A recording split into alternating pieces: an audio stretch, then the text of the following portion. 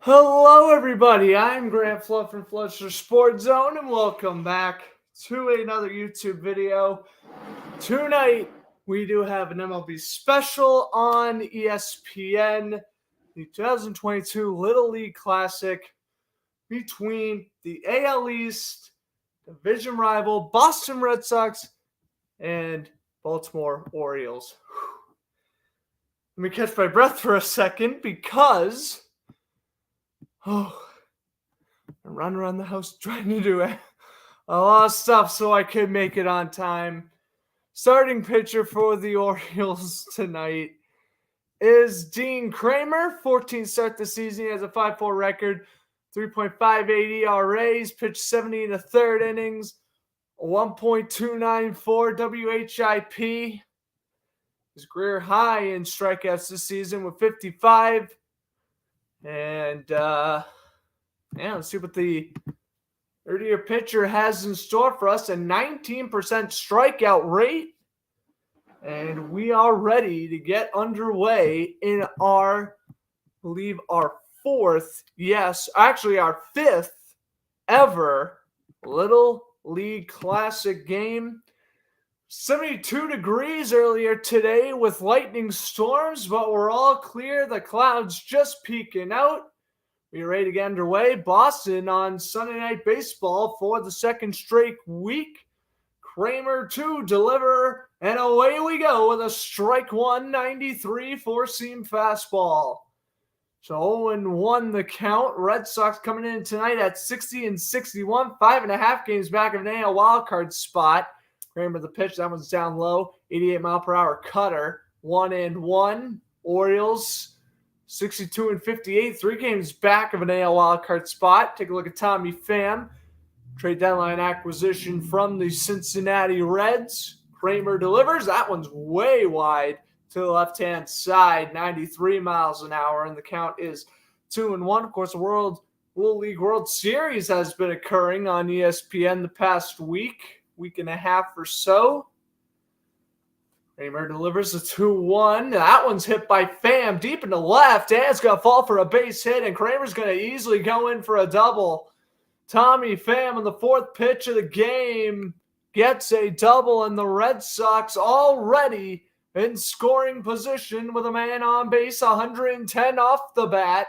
And here comes Boston right out of the gate, trying to get back to that 500 record. That pitch was right down the middle. Nice smash by Pham deep in the left. And very good contact with the baseball there. Went towards the track, bounced off the wall, and thrown back into play by the left fielder. But Pham is on base, and here comes Alexander Verdugo, former Los Angeles Dodger, and he takes a strike one there. 95 mile an hour pitch there. Verdugo taking a selfie with his mom there. Of course, if you're watching the game live on ESPN, you will see the players have pictures when they were younger. Verdugo takes a strike two there at 94. Verdugo, when he was younger, looked a lot like the Madden YouTuber RBT. I don't know if I'm going crazy or not by saying that, but I'll go out on a limb and say that. You have an 0-2. Seventh pitch of the game for Kramer. This one's going to be hit and fouled into left field, and that's where it will land. Foul.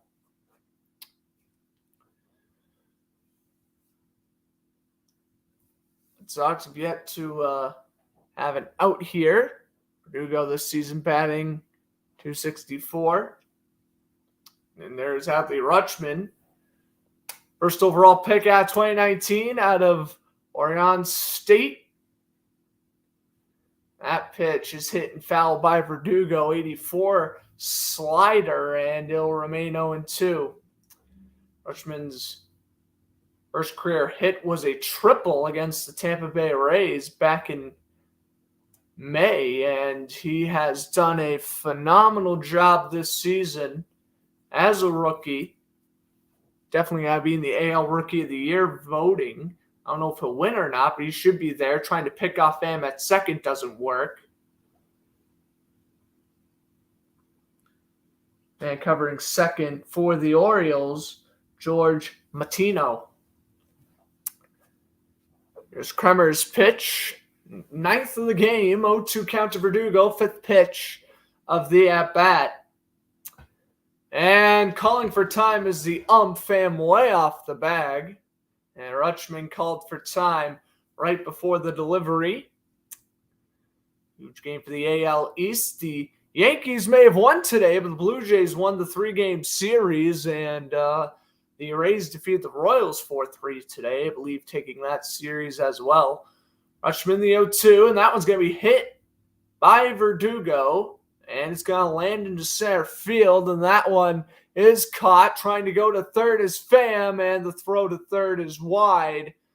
So Pham will get to third off the fly out by Verdugo, and there is one gone. Nice play, though. Near the center field wall, number 31, Cedric Mullins, a once all-star, making the nice play there.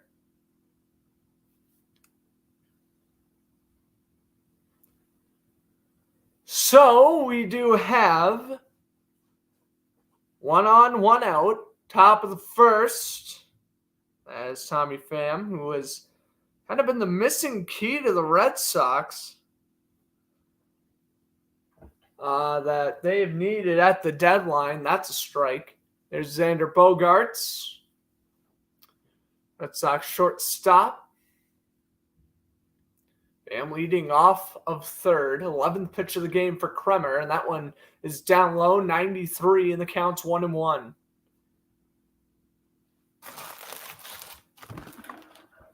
Gotta pull up camera a little bit closer here. Bogaerts, the 1-1. Kramer delivers. That one is hit into left field and foul back. 89 miles an hour, and the count is 1-2. Take a look at Bogaerts meeting some of the players before the game, signing some autographs for the Little Leaguers. I mean, obviously, a lot of former MLB players and athletes in general participate in the Little League World Series. Bogaerts sees the 1-2. He's going to hit this one down the third base line. Pham is safe, and Bogaerts is out. Wow. And I think we might see a Brandon Hyde challenge potentially coming. Oh, I think the third place umpire is saying it's a double play. And if so, the inning is over. Pham was ready to go right as Bogaerts hit the ball. Let's take a look at the replay here. I thought at live speed it was too close to tell. If I had to make a guess, it was out. Bogaerts caught. Ooh, Pham. Ooh, that's close. That is close. Bogaerts 100% out. And it looks like Pham left the bag too early. He's also out. So we'll head to the bottom of the first. Red Sox get a man on third, but do not score. Yeah, I'll have to catch a replay of that one next.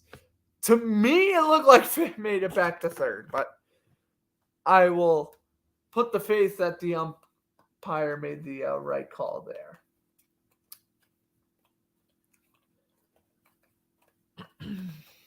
All right. Well, it's a Sunday after all. We got some sports on today. Got some MLS action, NASCAR race, a couple of soccer games, as I mentioned, with the obvious MLS. And we had a whole bunch of MLB games today. The current leader is Kyle Larson. Or at least it looked like it was Kyle Larson. Until his wheel, it looked like, got jammed up there as he tried to pass Chase Elliott. I don't really know what where the NASCAR race is in progress. The last time I checked, we were about 30 laps in. Oh, yeah, we also have preseason football on. My buddy Sam Prince at the game tonight. Bengals and Giants. At first, I wasn't going to commentate tonight. Then I figured oh, Bengals and Giants are on. I might do preseason football. And then, as I was doing more research into the Red Sox Orioles game, I was like, wait a minute, this is the Little League Classic game? Welp, I gotta do that instead of preseason football, am I right? So, and also this is kind of my way of, I was pretty much busy the night and my computer wasn't working. That was the same night that the Field of Dreams game was on, which the Cubs ended up being the Reds. So I couldn't really commentate Chicago versus Cincinnati. So I guess this is also kind of making up for that. You know, I get to commentate one of the few major MLB games. And, since I'm heading off to college a couple of Fridays from now, this is probably my last MLB broadcast. Yeah, I pretty much think I did my last NFL broadcast on Thursday, Seahawks and Bears, and I think tonight might be my last Red Sox game, or just baseball game in general. Nick Pivetta on the mound for the Red Sox. 0-1 already to Cedric Mullins. That one a little up high, 77 miles an hour, and the count is 1-1. So again, Baltimore trying to stay in that wild card race. They have to battle the Blue Jays, the Rays, the Mariners, the Indians, the White Sox, and the Red Sox. 94, swing and a miss by Mullins, and the count is 1-2. Yeah, the AL is loaded compared to previous years. Here's the 1-2. Pivetta delivers. That one's hit by Mullins into left, and it's going to drop for a base hit. So, no hitters.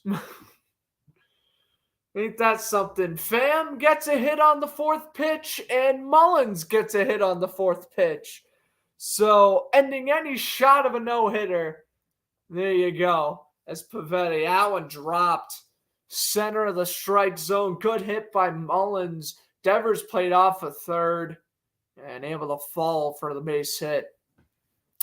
So no outs, runner on first. Second man up for the Orioles comes on. Pivetta looking to go as that is Ian Rutschman. And 259 this season. The rookie catcher, as I just mentioned, 2019 first overall pick. First ever hit was a triple. Portland, Oregon native. That was cool that he went to the same college of his hometown. 1-0 count to the 24-year-old. Pivetta delivers. That one is going to be foul, or actually hit into center field by Rutschman. And a diving drop! Oh! And a diving drop at center field, and that's going to lead to first and second, and don't be surprised if that counts as an error towards Tommy Pham right there. It was a diving play. It looked like he had a hard time reading it at first. It bounces off his glove, bounces off his bare hand, and lands on a base hit. Yeah, he juggled it and couldn't retrieve it. And so it's going to be a scoring decision base hit, so no error. 2 on, no outs for the Orioles. What a way to start this one up. Now we have Anthony Santander. That ball missed, 77 for a ball. I went to a Orioles-Red Sox game back in late May, actually. And the Orioles won 10-0 at Fenway Park. And this man, Anthony Santander, I'm pretty sure he hit a home run off of Rich Hill. That one's fouled back. 1-1 the count, 95 fastball.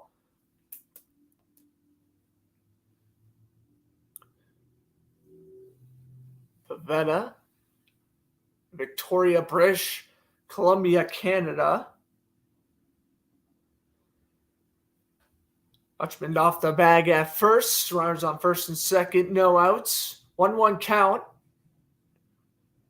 Santander batting 257. That one's hit and foul. 95 fastball again. And the count is 1-2.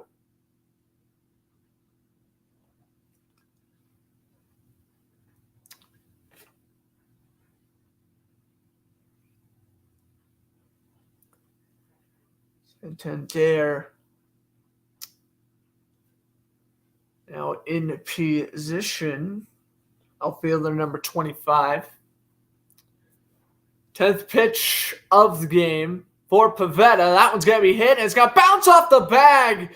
Base hit, and Mullins is going to chug along home. 1-0 Orioles.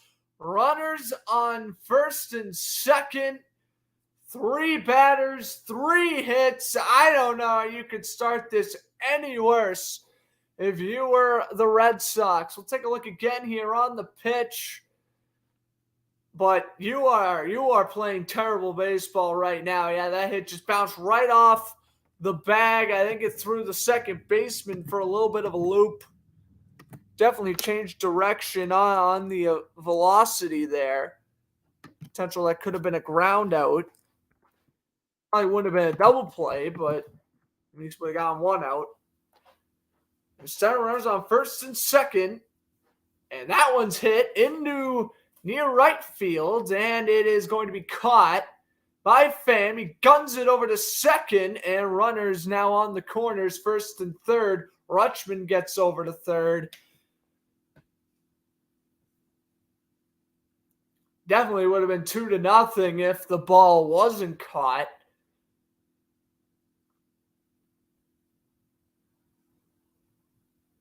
That was Ryan Mountcastle up at the plate. Kiki Hernandez making the catch there. So now 12 pitches in. Pivetta delivers. That one's going to be hit and fouled, 78. Down the first base line. Take a look at Kyle Stouters, left fielder. Cajon, California.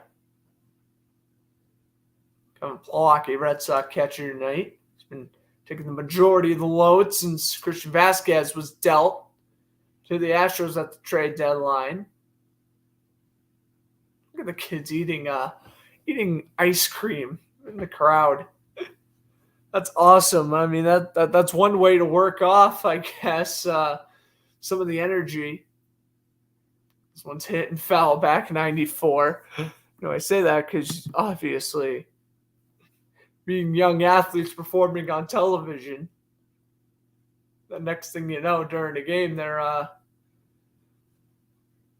whatever the concession stand is selling. Pretty funny.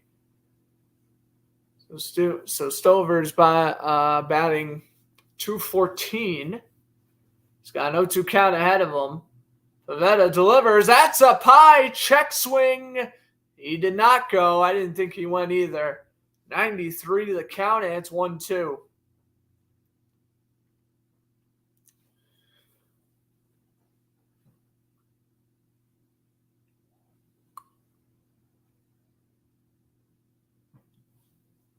Here's a 1-2. That ball's going to fall, 78. Count is 2-2.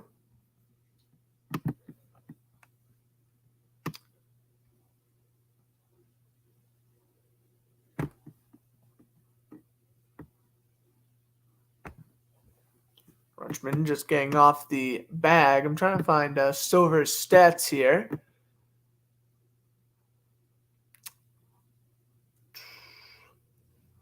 As that one is up high and a swing and a miss by Stowers. So there is 2 gone.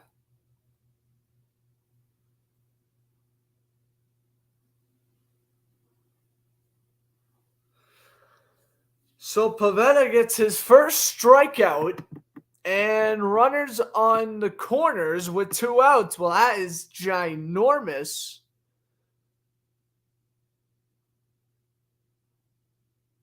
That is for sure. And Stewart's, by the way, left fielder playing in his 5th career game. That pitch is down low for a ball, 1-0. So Stewart's playing in his 5th career, or I guess his 5th game this season. Now we go up to Raymond Rieris, third baseman. He's got a swing and a miss at that 95 fastball. The count is 1-1.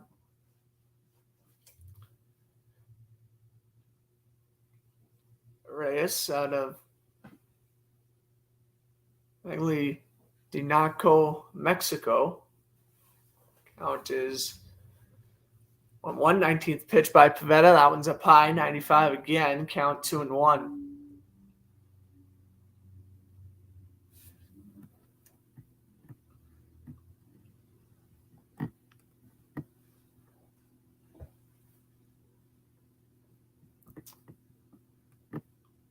Now in position.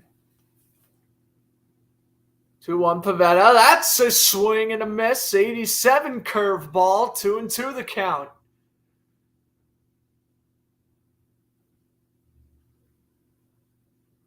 Nice curveball. Probably one of the better pitches Pivetta's thrown all game so far. Reyes now in position. Here's the 2-2. And that one just drops in the zone. 87 Pivetta. Can't believe it is a full count. I would love to see a replay of that pitch with the strike zone. Alex Cora ain't complaining. Pivetta was stunned. I don't know. I didn't think that was a terrible call, but you probably could have called that one either way. So full count to Reyes. He's going to hit this one. It goes between the wickets of Pivetta. Tough play. And Christian Arroyo can't play it. Rutschman scores 2-0 Orioles. Oh boy, and I'm sure Pivetta's going to want to bark at the umpire. Again, I would love to see the replay. So we're going to see a replay of the hit, though. Reyes, again, in the small ballpark, he hits it off the bag. And again, I don't know if that really prevented Arroyo from making a play. 95 off the bat. Arroyo slid. He had his glove, and then he dropped it. Well, I don't know what the deal was there. That's a strike, though, to Austin Hayes.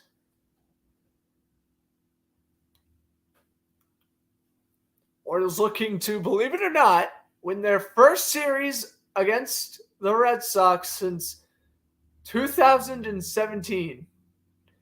So that one's going to be hit and fouled down the third base line. The count is 0-2. Well, Pivetta was up on Reyes last time 0-2, and, well, look what happened. He's, I think, 257 this season. He's never gotten a hit against Pivetta. He's 0-13 in his career with 5 strikeouts.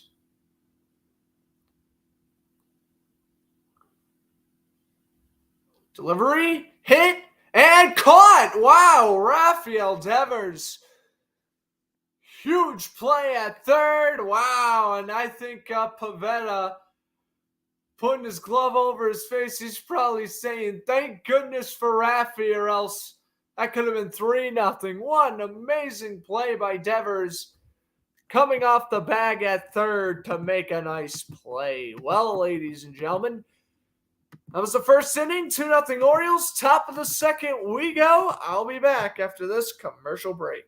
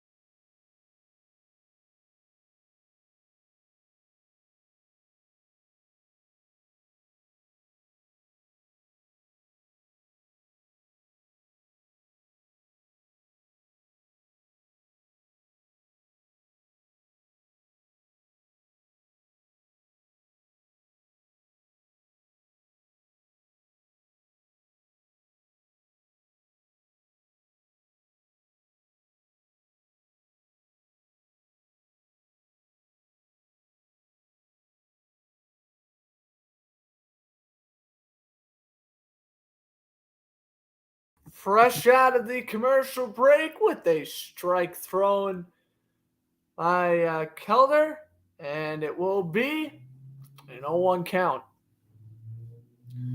Kramer the pitch, that one's down low. Far and away, 1-1 the count. Oh boy, Rob Manfred and George W. Bush joining Carl Ravitch on the play-by-play side on ESPN. Here's the 1-1. That's a swing and a miss by Rafael Devers, and the count is 1-2, miles per hour. Rafael Devers coming off the injured list a couple weeks back. Devers already made back-to-back All-Star games, 123 hits, which is the third highest in his career, and he's going to add another one there. Hits it over the second baseman, and Devers on with a base hit. Also about to mention he made back-to-back All-Star games, and here we go. Rafael Devers trying to kickstart the Red Sox offense back up here. The Orioles won 15-10 on Friday over the Red Sox, so they had a high-scoring one at Camden Yards. And now they travel out to Muncie Bank Ballpark at historic Bowman Field for this legendary game here in Maryland. That pitch up high, 95, and the count is 1-0.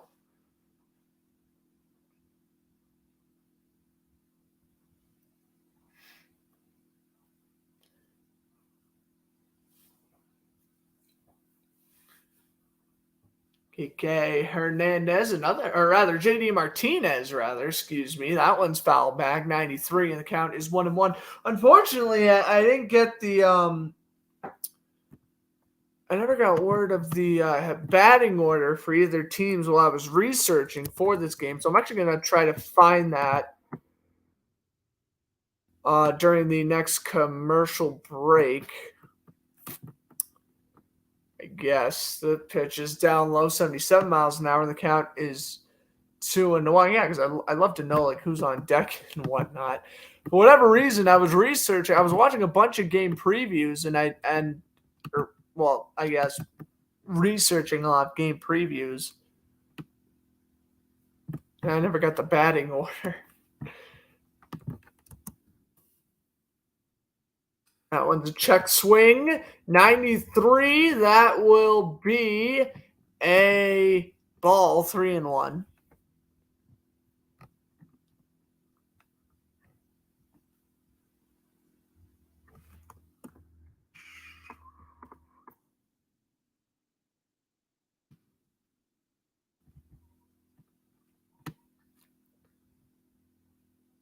All right, I got it up now.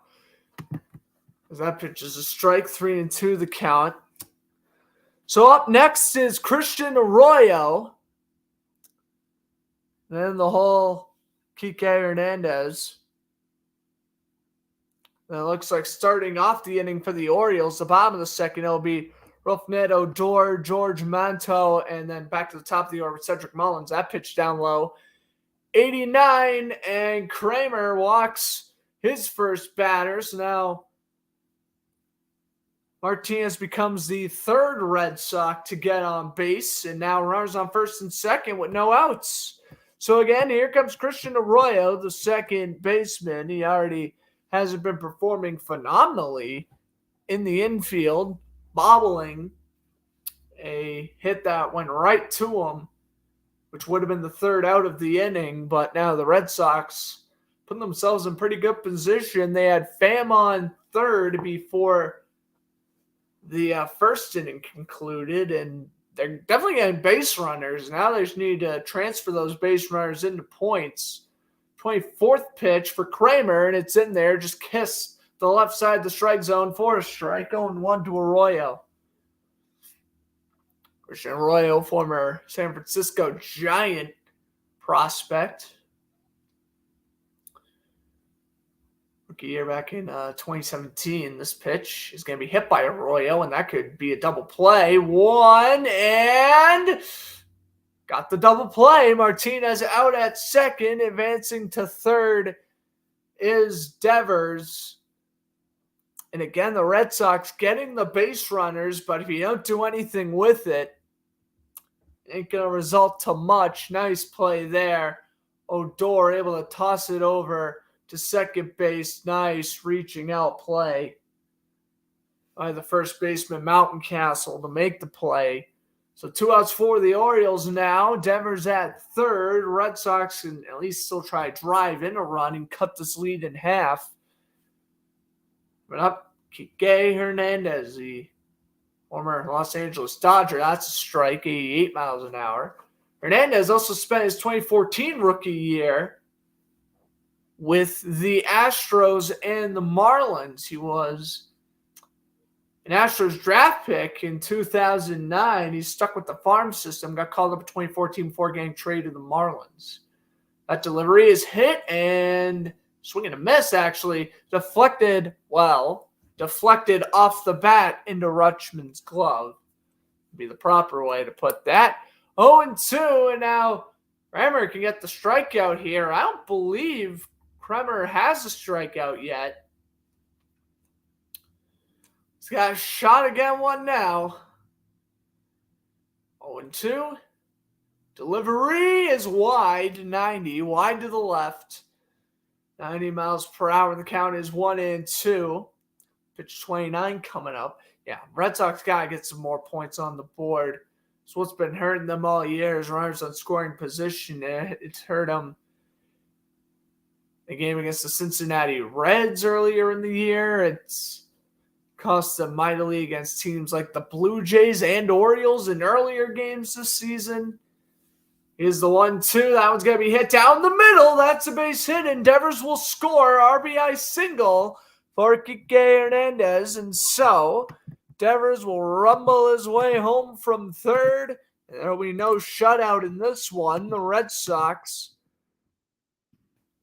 going to cut the lead in half here. 2-out single pitch down center of the plate. Hernandez able to hit it shallow center field. Good play. Just get the man on base. Probably could have played that a little bit closer, Matto, and would have been potentially out number 3, but instead it's score. 0-1 the count.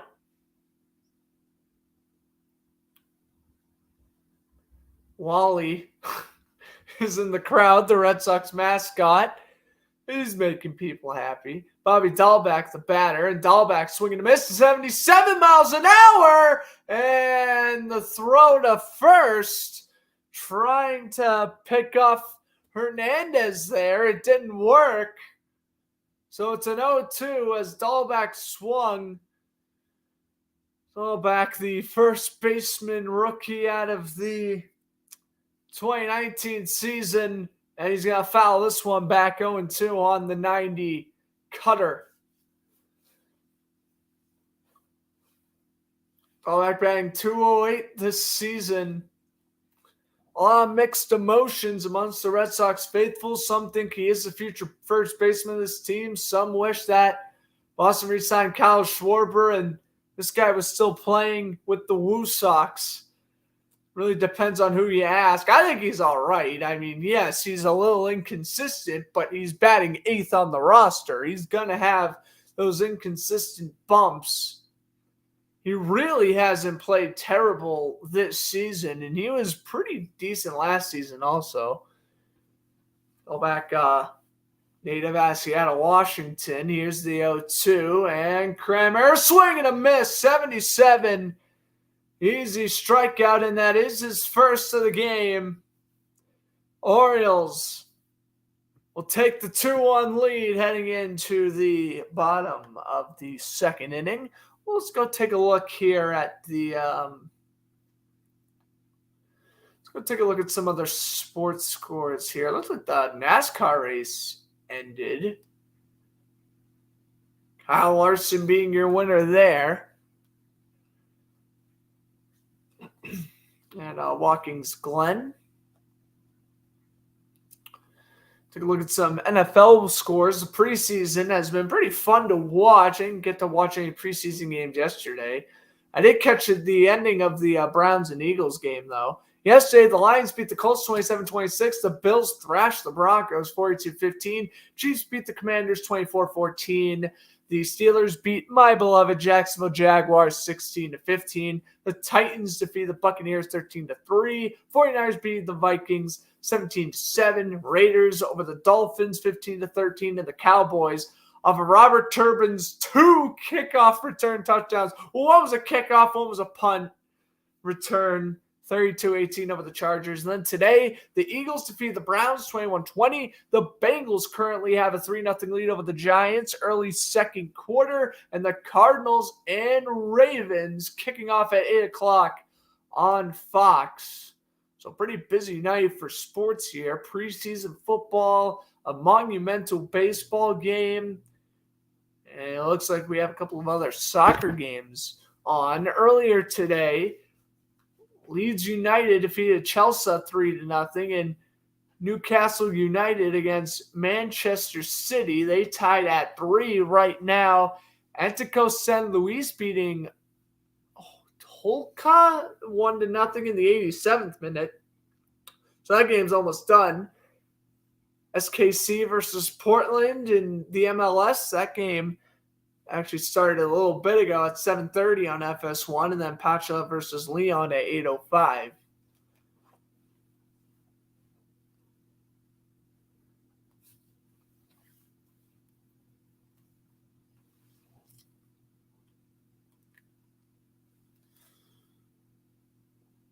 Head back to the ball game. Next week we Braves and Cardinals, and probably won't be commentating at all next weekend. Maybe Saturday, but I doubt it. And then Sunday, I'm going to be pretty much busy all day Sunday. And the following weekend, I'm moving in to my college dorm, and then that's where I probably won't be filming a video for like a month. 76-mile-an-hour pitch by Pavetta to Roughnet Odori, Orioles second baseman out of Venezuela. Former Houston Ranger and New York Yankee for a little bit. Signed with the Orioles in the offseason, batting .204 this season. That pitch just down low, 94, and the count is 1-1.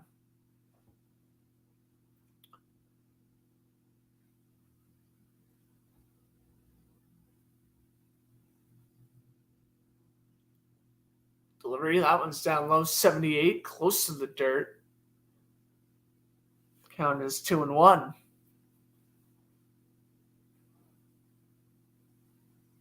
I'm on the second here as we approach the 40-minute mark of the broadcast. That one's hit by Odor and fouled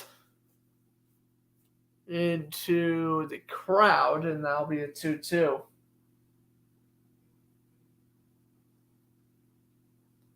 So I'm just now getting the notifications that the Red Sox scored.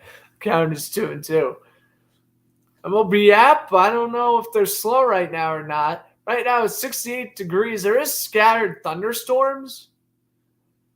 It was earlier in the afternoon when I looked up the weather. It was 72 degrees at first pitch, 68 right now.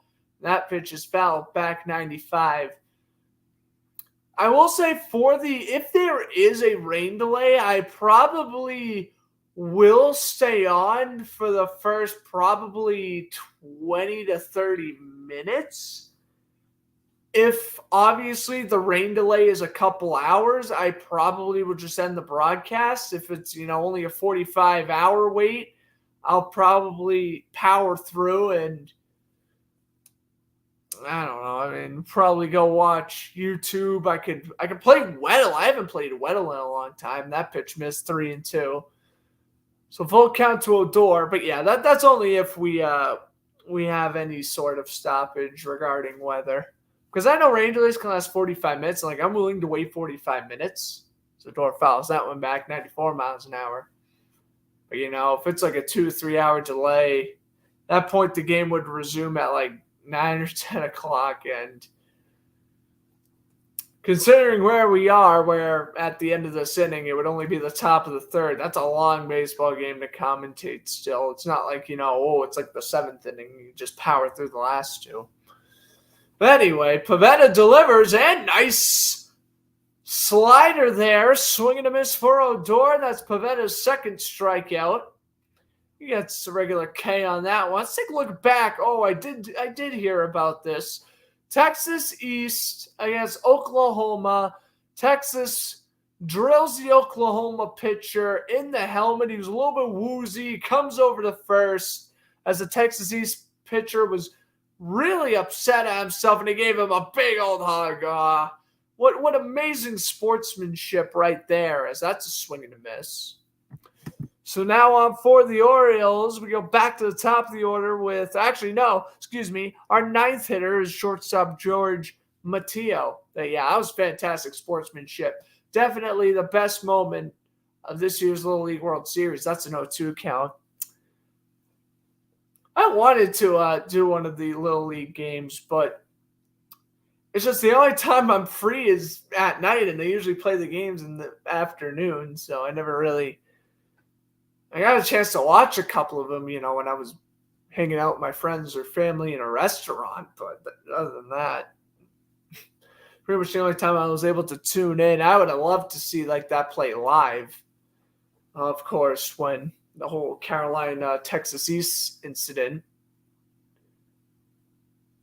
Get to talk to Isaiah Jarvis and Caden Shelton here.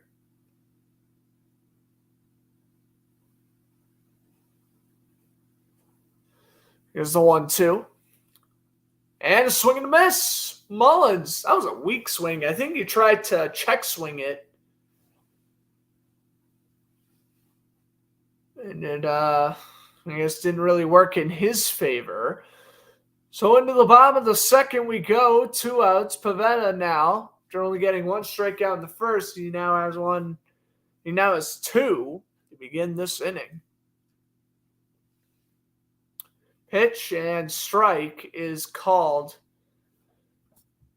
as we head back to the top of the order with Cedric Mullins, the center fielder. By the way, Red Sox first baseman Eric Hosmer is out of the lineup tonight due to lower back discomfort, which is why Dahlback is getting the start at first base. Pitch down low and away, 1-1. Just wanted to, I was referring to my notes there. Just wanted to mention that. That's why Hosmer's out. This one's going to be hit into right field, foul, and the count is 1-2. Here we go. Pivetta with 3 straight strikeouts can get out of this inning, and after giving up a base hit to the first 3 batters he faced on Baltimore, he has a real chance to redeem himself here. And foul off the shoe of Mullins. 77, and the count remains 1-2. But that's already on 42 pitches, though. You got to think he's probably only going to go about 90 here, which means if the Rays going, he's probably going to pull sometime in the 5th. That one's up high, 95 again, and the count is 2-2.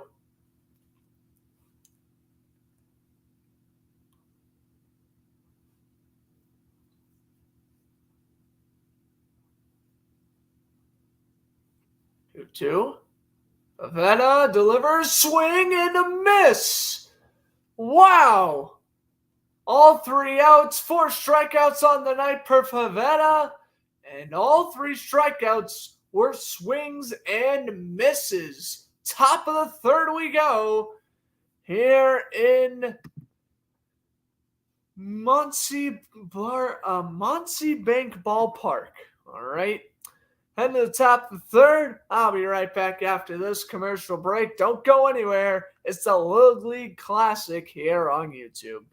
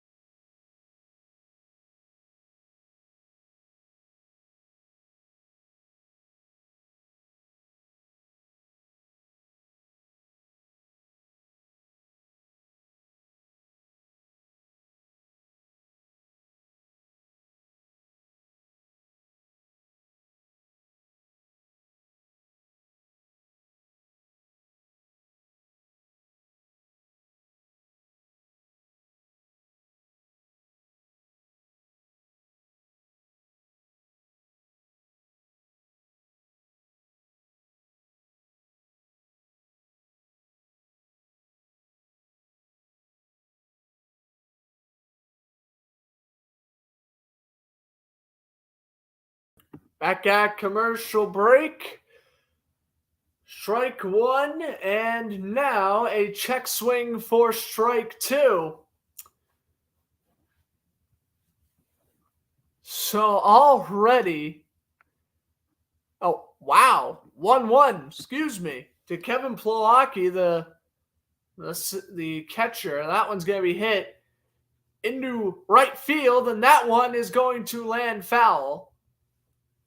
The count's 1-2. Austin Hayes trying to run over there. Plawacki batting ninth for the Red Sox, 178 on the season for him. Again, he's been getting the majority of the load for the Red Sox since Vasquez got injured. They also acquired Reese McGuire at the deadline and traded, which dealt pitcher Jake Diekman to the White Sox. Here's the 1-2. Oh, that one's way wide. 75, and count is 2-2. Okay, I gotta do that next. Anyway, 2-2.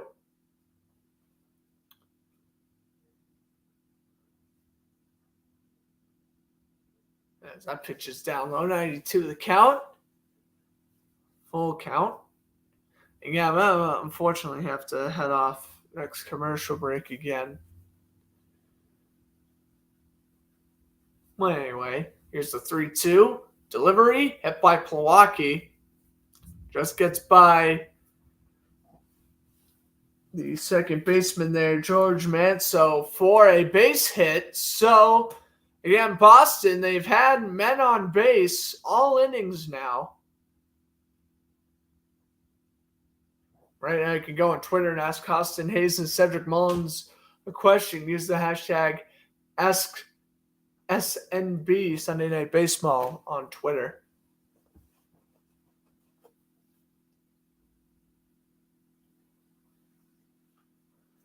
I think that's cool about the whole mic'd up thing on Sunday Night Baseball. That's what I do like about it. This one's fouled back. We get back to the top of the order with Tommy Pham. So just tuning in, Plawacki hit a single into center field, and Tommy Pham's 1-for-1.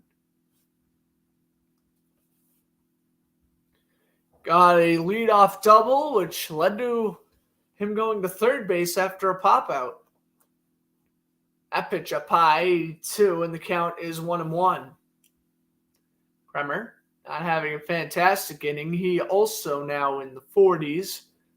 And Pavetta both maybe getting pulled around the fifth or sixth inning here if this pitch count continues to increase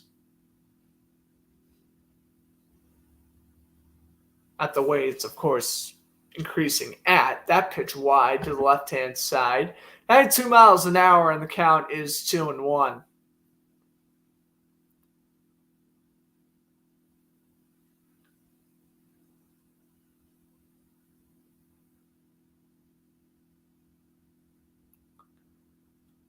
This one's going to be hit and foul back. 93 miles an hour. The count is 2-2. They were showing a replay of Austin Hayes going down the hill. Oh my God, that looks like it's so much fun.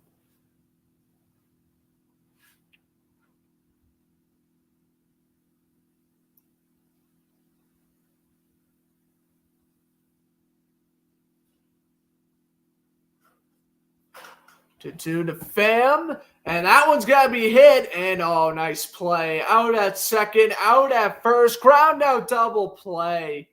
No problem whatsoever. The flip to the shortstop, over to Matto, who then found, who's the first, oh my goodness, why am I blanking on this? Mountain Castle for the second out. Ryan Mountcastle, that's right. First baseman for the Orioles.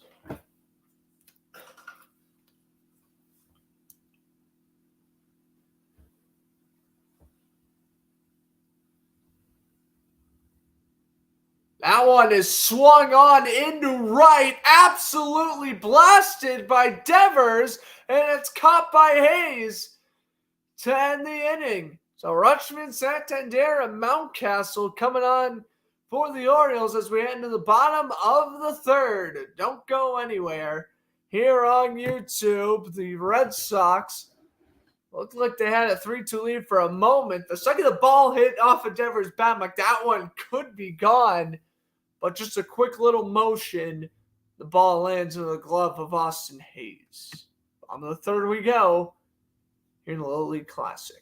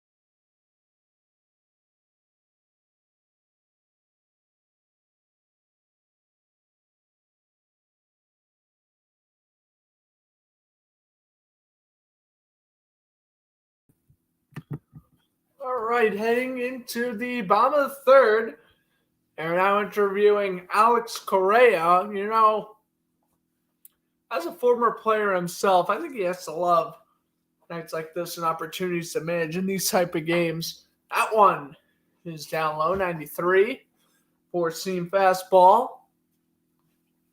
And look at him go down the hill. Oh, man. Well, that didn't go so great. And now we have a pause. Whoa. What's this? Pavetta's leaving the game. What in the world's going on here? Pavetta, I think, just pulled something out of his hat.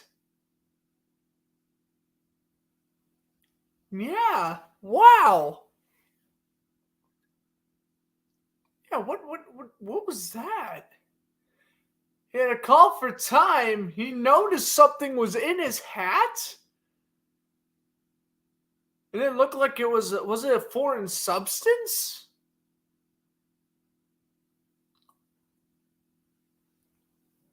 It couldn't have been. I can't say I know for sure, though. Yeah. Pavez walking back to the mound now. Yeah, I don't know what was up with that. That's interesting.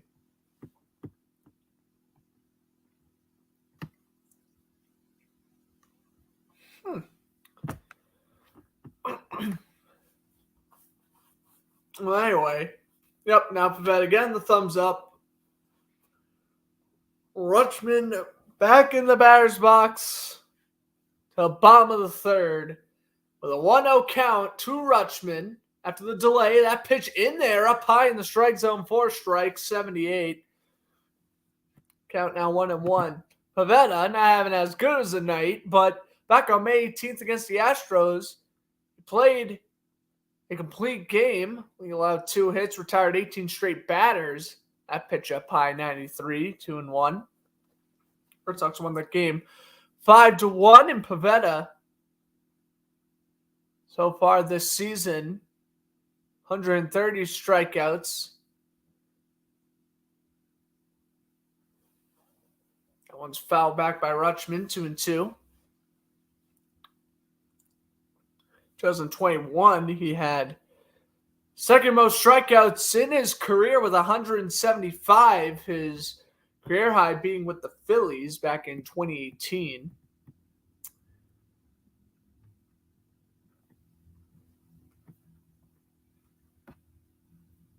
Here's the delivery. That one's fouled back, 93. Count is 2-2. We'll talk a little bit more about Pivetta here. He was drafted by the Nationals in the 4th round of the 2013 amateur draft.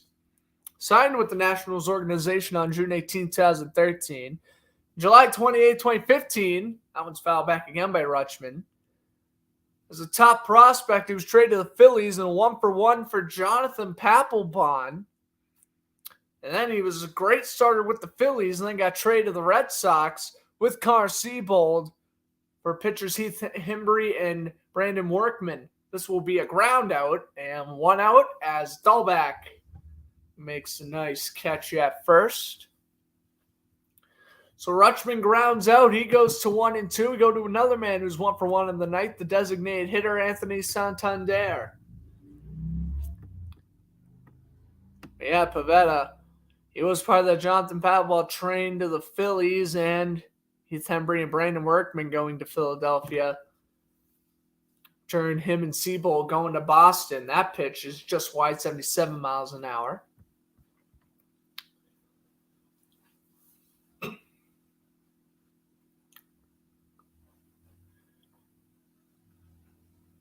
Santander swings and fouls this pitch back, 94, and the count is 1-1.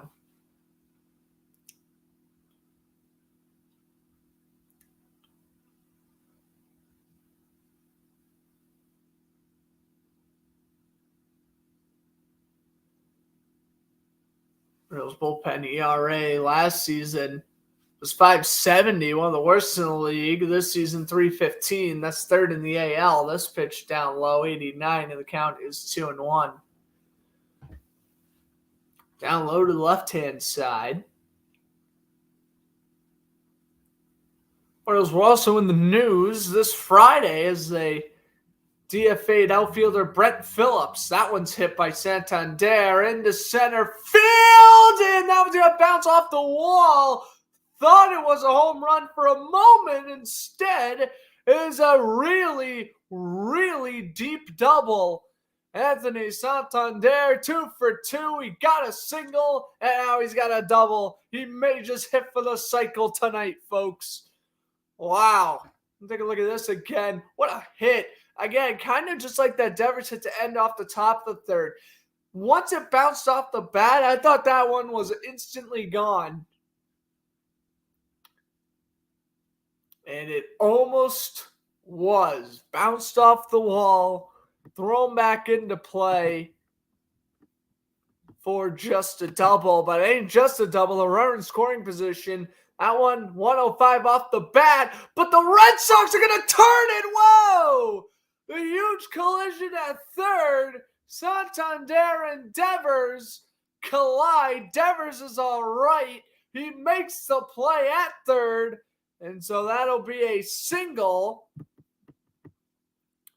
for Ryan Mountcastle. And we could have had a serious injury there. Wow.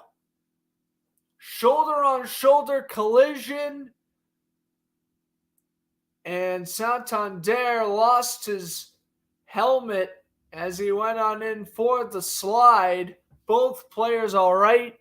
Santander jogged off the field. Devers back in position. 2 outs. Pivetta delivers. That one swung on and fouled back. Kyle Stowers was again playing in his 5th game of the season. Santander again and pats on the back from the Orioles dugout. So as I mentioned, Brett Phillips got DFA'd on Friday. Only registered 2 hits and 1 run after 8 games. That pitch is down low, 1-1. Traded from the Rays to division rival Baltimore for cash considerations. Of course, that not being the only move the Orioles made this deadline, trading team legend Trey Mancini to the Houston Astros. I think Mancini's opening up on re-signing with Baltimore this offseason. So that pitch is down low. 2-1 the count, 78 miles an hour. He's what I've heard is Mancini really misses Baltimore already, though he loves playing in Houston. And he may be returning to Baltimore. And surprisingly enough, their other newly acquired player, Christian Vasquez, he loves Boston so much he may want to come back to the Red Sox. So the Astros may be losing two key pieces there, but hey, at least they got him for the playoff run. Not much you can say there as that pitch is up high, 77 miles an hour. Count is 3-1.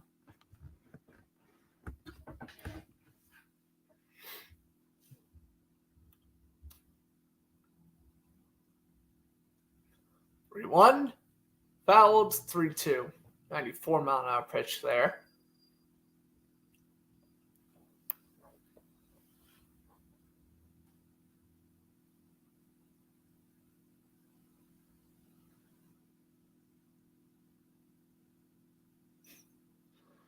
Just love seeing the kids turn around and wave at the camera. That's awesome.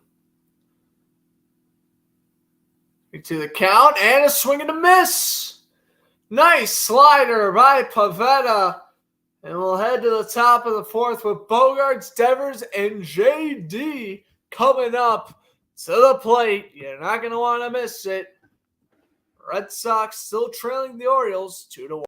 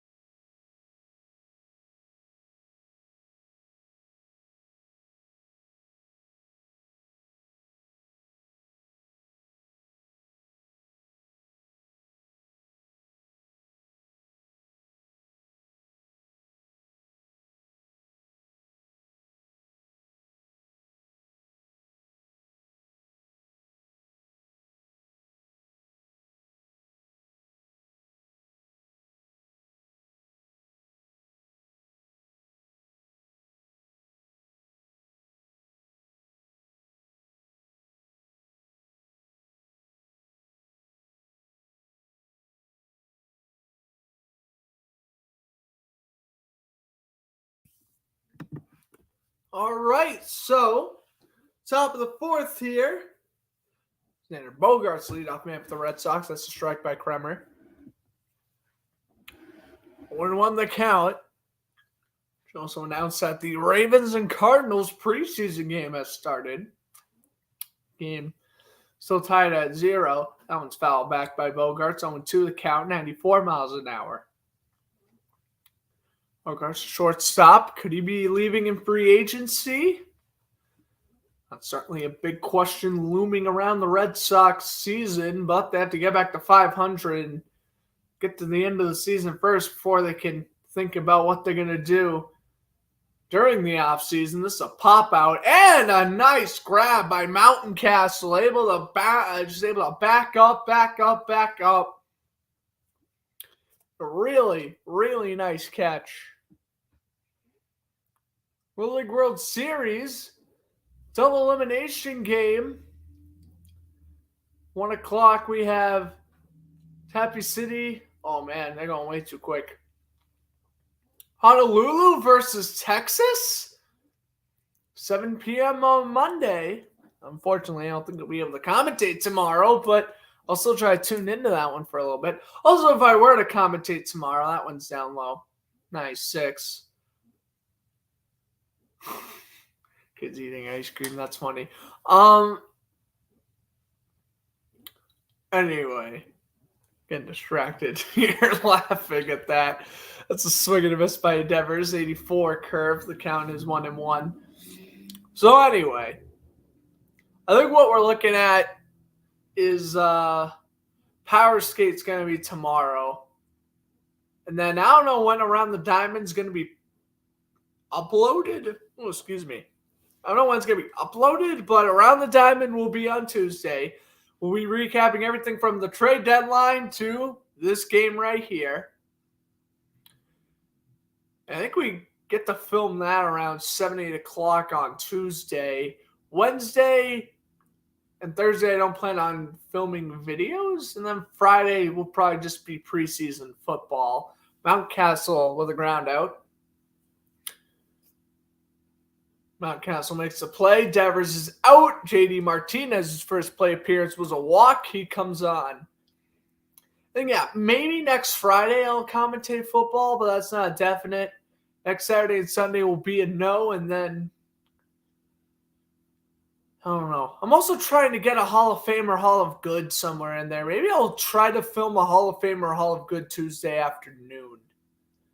We'll see. That one's hit by Martinez into center field, and that one's going to land for a base hit and get out of the reach of Stowers, and that's a double for Martinez. So JD sees 7 pitches. First pitch of the at-bat there is going to be a double, and now the Red Sox at least get a man in scoring position despite getting 2 outs here. What a nice hit. Center of the plate. Just out of the reach of the left fielder. Able to keep the inning alive. Also, Martinez turning 35 today. It's the 8th straight season he had a hit on his birthday. Check swing strike to Arroyo. 77 miles an hour. The count is 0-1. So Arroyo, he did not get on base during his first at-bat. Let's see if the second time around is better. Luck for him. Doesn't look like it. An 82 swing and a miss. The count is now 0-2. There's Arroyo with a chipped tooth right there. Tampa Bay, Florida. Wonder if he grew up a Rays fan or not. In the Major League since 2017. Here's a delivery. And that's a check swing strike. Ouch. Definitely a pitch you should have held the swing on. If you were Arroyo, you don't, and you leave Martinez stranded on second. All right, we'll end to the bottom of the 4th here. And no, I won't take a break this commercial break. Oh, look at what's going on in the Ravens-Cardinals game, though. Oh, commercial break. That's good fun. Bengals Giants any better? It might be halftime already in Cincinnati, New York. Now that I'm thinking about it, an hour and 22 in. I might be halftime. No, 2-minute warning though. Close enough. 2-minute warning.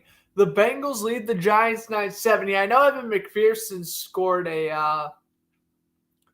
They scored a 50-yard field goal. The Cardinals-Ravens game, Arizona is debuting their new black alternate jerseys. And let me just say, I watched a split second of it during commercial break. Those are some nice helmets. All right, let's take a look at the MLB scores from earlier today. The Mets came back from 7-4 to beat the Phillies 10-9. The Yankees avoided a huge sweep that would really gain the Blue Jays confidence. Blue Jays still win the series, but the Yankees win 4-2. The Astros beat the Braves 5-4. Reds beat the Pirates 9-5. Tigers beating the Angels 4-0. Rays beating the Royals 3-2. Rangers defeating the Twins 7-0. The Brewers over the Cubs 5-2. Giants over the Rockies 9-8 in 11 innings. Athletics beating the Mariners 5-3. That's going to hurt Seattle potentially. The Padres feed the Nationals 2-1, and I guess the Juan Soto revenge game. I don't know what you want to call that. The Cardinals defeating the Giants 6-4, and the Dodgers making a mockery out of the Marlins 10-3. White Sox Guardians postponed due to weather. Chicago starting off their series against Kansas City tomorrow. Also tomorrow on MLB Network, Mets and Yankees. There you go. And it looks like both the Red Sox and Orioles are off, as you'd probably expect.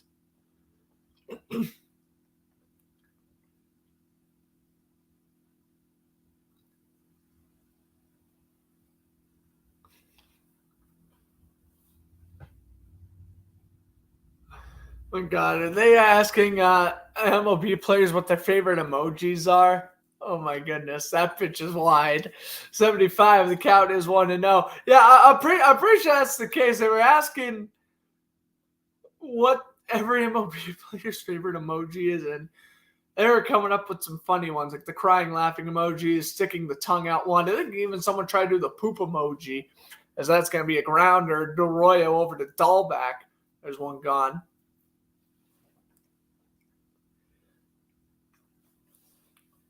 Take a look at the injury list here for the Orioles. The Orioles are really down one man, John Means. Great pitcher there. They also have Chris Ellis, Travis Larkin Sr., and Alexander Wells on the injured list. For the Red Sox, though, 3 pitchers. James Paxton, Chris Sale, Josh Taylor. Now, Paxton tried to get a start in Double-A. He left midway through his first inning of play because he was dealing with a hand injury. That pitch is a strike. 0-1 on the swing and a miss. And then Sale, of course, you probably heard the incident already, but a couple weeks ago, during a casual bike ride, he fell, broke his hand, an already injured hand. That's ridiculous. That's fouled back, 0-2.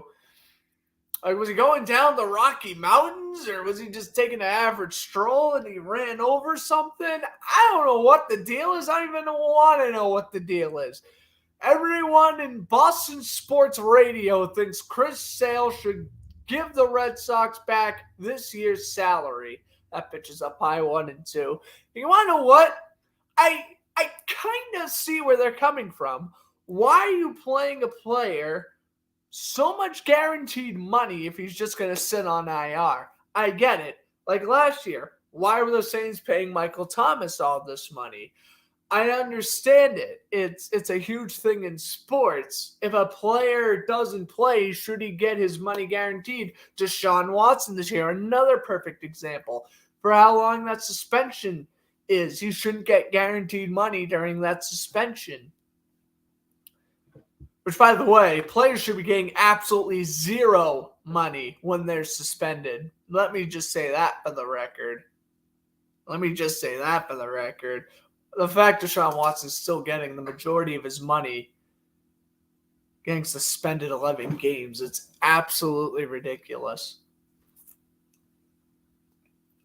Anyway, 2-2, that pitch is down low, 86. Well, it was originally a 6-game suspension, and then on Thursday they upped it to 11. You can hear my reaction to that during the Bears-Seahawks broadcast during the halftime show. But I still think it's ridiculous. This one's going to be hit on by Hayes. Nice play by Devers. Guns it over to Dahlback. 2 gone in a hurry. Yeah, Pivetta already at 70 in this one. Probably will be getting pulled out after the 5th or 6th inning if he can stay around. Probably if he doesn't go above 95 next inning, he probably stays in for the 6th. Right now he's at 70. You got to think he'll get out of this inning at around 74, 75 pitches if all goes well. Then you're looking at about a 20-pitch gap window for the 5th inning.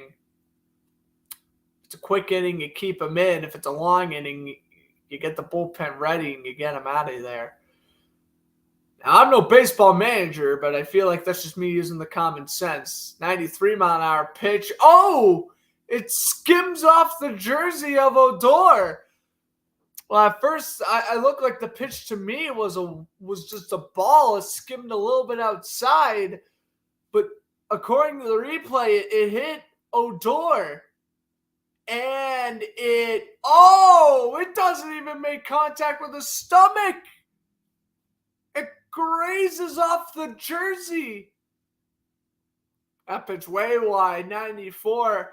Wow, so it just grazed off the jersey. That's still a hit by a pitch, though.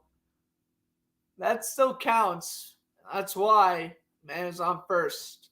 And now we have a 1-0 count to the ninth hitter, George Mateo. But wow, that always stinks when you're a pitcher. When you don't really hit the player, the ball just grazes off his jersey. Anyway, that one's hit and foul down the third base line, 83 miles an hour. The count is 1-1. So already at 73 pitches. Probably announcer jinxed him thinking he was going to go 74, 75. Right now, they're having Christian Arroyo on for the mic'd up. That's a swing and a miss. He's 6, and it's 1-2.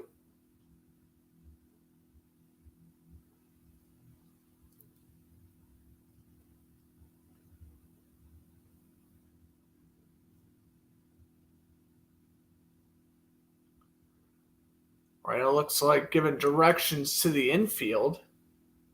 That one's going to be hit, and that's going to actually go past the glove of Bogarts and in there for a base hit into center field. So getting on is Mateo, and now we go back to the top of the order with Cedric Mullins' third at-bat. Arroyo waving to Odor as it looks like the Red Sox infield will head on to the mound.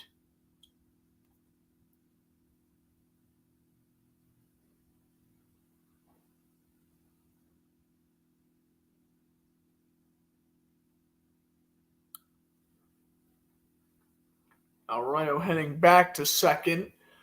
2 outs, runners on first and second. Odor was on first due to a hit by a pitch, and now a base hit by Mateo. And now we are back to the top of the order again with Cedric Mullins, the All-Star from last season.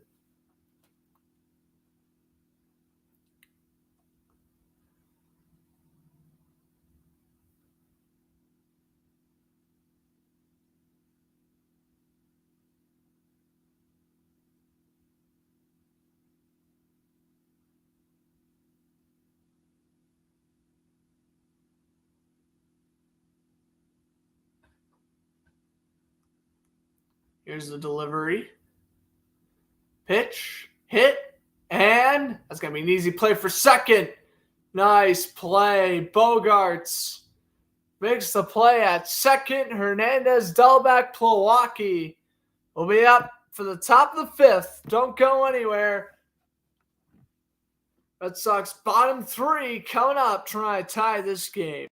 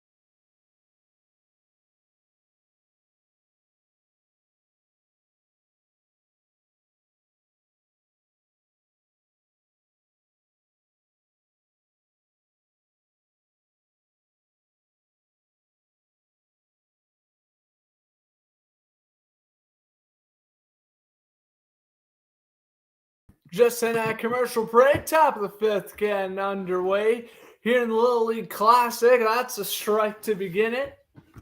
To Kike Hernandez starting things off here for the Red Sox. That was going to be hit on the second pitch of the at-bat. And out number one. All right.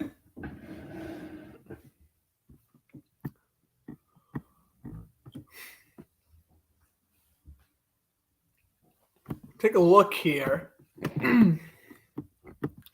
at some of these statistics here of Dean Kremer. That pitch is in there for a strike. Career high in strikeouts this season with 55. He started in 4 games his rookie year in 2020 without allowing a home run. That was on 10 earned runs. And again, this season, 15th start. He's got a strikeout. And right now, an 0-2 lead on Bobby Dahlback, first baseman for the Red Sox. Here's a delivery, and that pitch is going to go down low off the pad of Rutschman. Count 1-2. On average, close to 3,000 fans a game here. Very small ballpark, though. Here's the pitch, and that one's wide, and the count is 2-2. That was a 94-mile-an-hour pitch.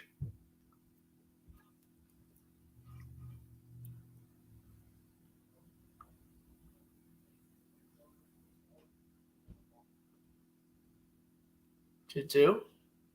That one's going to be hit and fouled off of Dahlback. Ouch. That fouled off his left foot, and he's all right. Well, earlier today, as I mentioned, there's scattered thunderstorms in the area.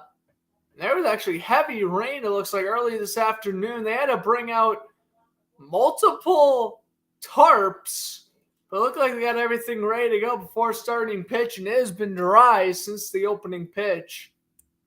We've been going very smoothly here, calling for time as Dahlback on the 2-2. Kremer's gone 63 pitches so far. Only has a couple of strikeouts to show for it, but has gone into a couple of double plays and a couple of really nice infield plays. Delivery there, down low, 94, and that's a strikeout. So third for Kremer. And that's going to be a backwards K as Dahlback was looking. Even I thought at first, I think the ump kind of hesitated to call a strike. It was really down low in the strike zone. Probably the lowest you could have called it a strike. It was regardless. And there are 2 gone for the Red Sox. Now back down to the 9th order, Kevin Plawecki. Spent some time with the Harbor Riverhawks of the Cape Cod Baseball League back in 2011. That's a strike by Kremer.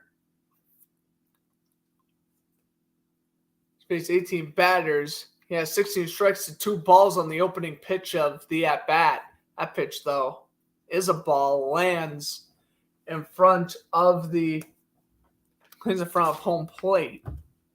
And that's a 1-1.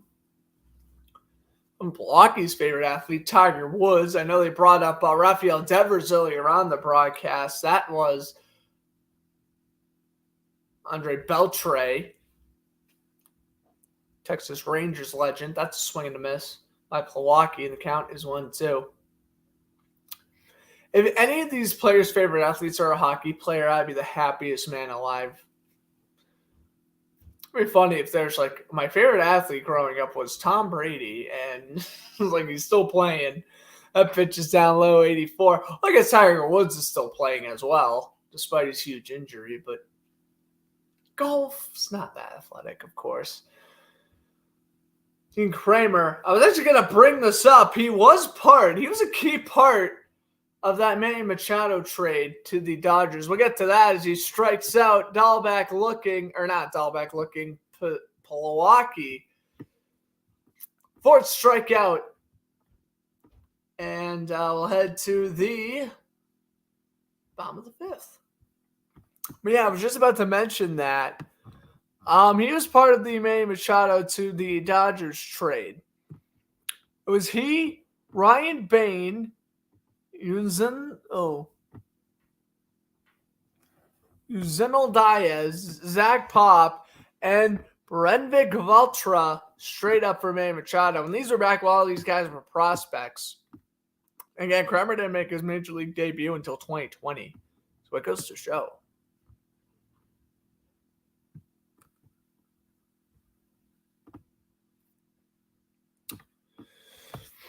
All right.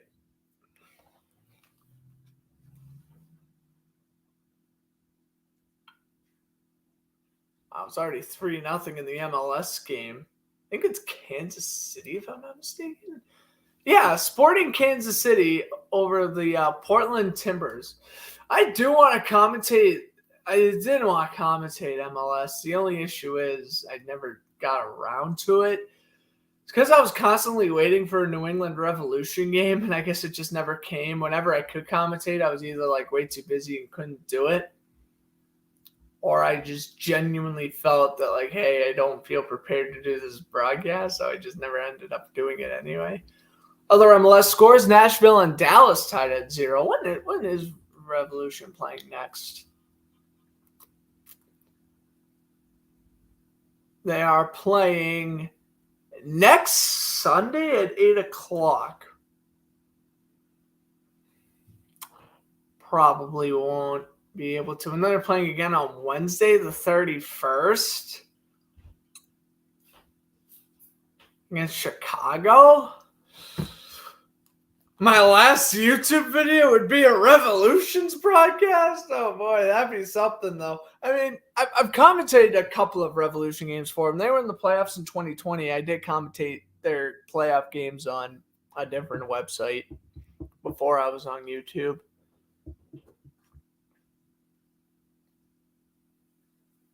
So, we'll see. We'll see. Like I said, I do want to get one or two more Hall of Fame or Hall of Good vids in. I've already gave my quarterback ratings, but I kind of also want to make an NFL predictions video, standings, and, I give my MVP and whatnot. Thing is, I'm running out of time to film all this stuff. That's a strike, 94, 1-1 count.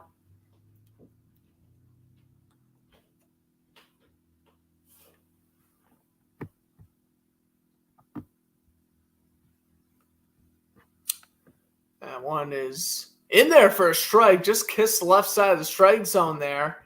That was 1-2. So Rutschman on for his third time. Then we're going to go to Anthony Santander, who's on deck. He has a single and a double. He's a home run, a triple, and there you go. He's got the cycle, I guess. We'll see if he gets it, though. Here's the pitch. Popped up. In the right field, and the count stays at 1-2, 95-mile-an-hour pitch.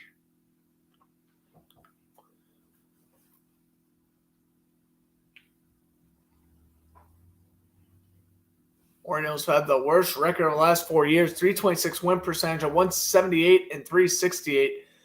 And the worst record in 4-year stretch since the 1962-65 Mets. And I do know that the 1962 Mets, one of the worst teams ever, as that's a strikeout by Pivetta. Caught looking was Rutschman.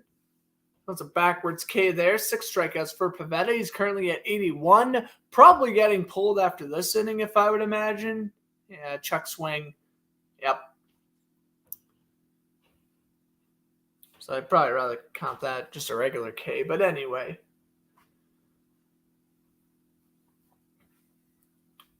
Here's the pitch. That one's a check swing off the bat, 95. The count is 0-1 to Santander. Orioles started at 407 win percentage. They've gone 24-35. Then, huge turnaround, 38-23, trying to win their first ever series against the Red Sox since 2017. Since the All-Star break, they have been on fire. 16-12, the Red Sox. Since June 27th, they've fallen back down to earth at 18-30. So kind of the tale of two teams here. The Red Sox started off hot and have cooled off. The Orioles started off slow and have then picked it up. Pavetta now to deliver the 0-2. Looking for a 7th strikeout. Missed Santander to the left-hand side there. 94 fastball. I think the crowd is I think they're trying to get a wave going, but it isn't really working. He's the 1-2. Pavetta delivers. There we go. Now they got a more active wave. This is going to be a ground out. Good play. Over to Dahlback. 2 gone. And there you have it. Santander out for the first time tonight. And now we will head to the first baseman, Ryan Mountcastle, who's played a fantastic game in the infield so far.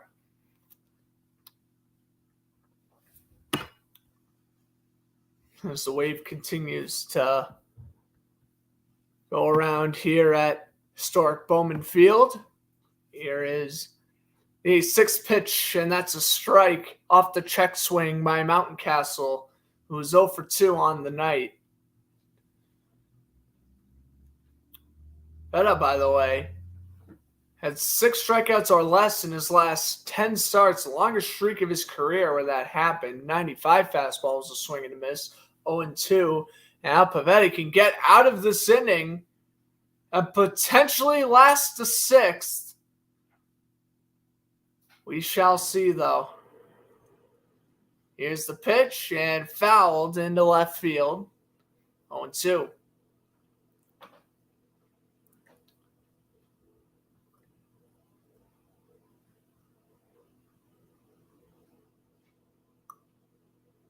Castle, the batter's box, ready to go as the wave goes around once more. 0-2, check swing, that's a pie, and that should be a strikeout, and it is. 95 fastball, check swing, strikeout.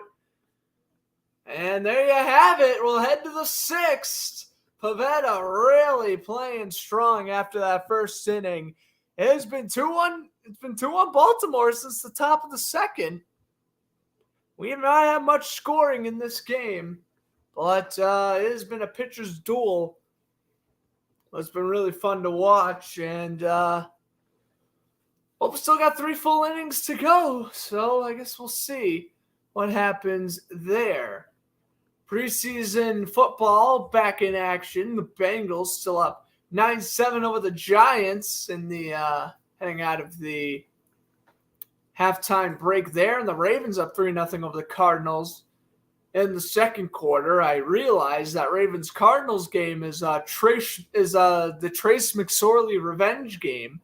The Ravens released McSorley because they were impressed with Brett Hundley, and Hundley played really well with the Ravens last year, so I do think they made the right call, but I guess this is technically McSorley's time to shine and kind of prove John Harbaugh and the rest of the Ravens staff that they messed up on that. I don't know. That's going to be interesting. I know Trace McSorley is only popular because of that song when he was in Penn State. But still, it's fine to mention. Early today in the MLS, the Atlanta United and the Columbus Crew tied at 2. New York took a 2-0 win over Chicago. Charlotte and Orlando currently tied at 1 in the 83rd minute. Like I mentioned, Kansas over Portland 3-0 at the half, and Nashville up 1-0 over Dallas FC. I know soccer is huge nationwide and whatnot, but I don't really pay much attention to soccer. I just occasionally look at the MLS scores. Revolution were on yesterday. They got absolutely smoked 4-0 over Montreal.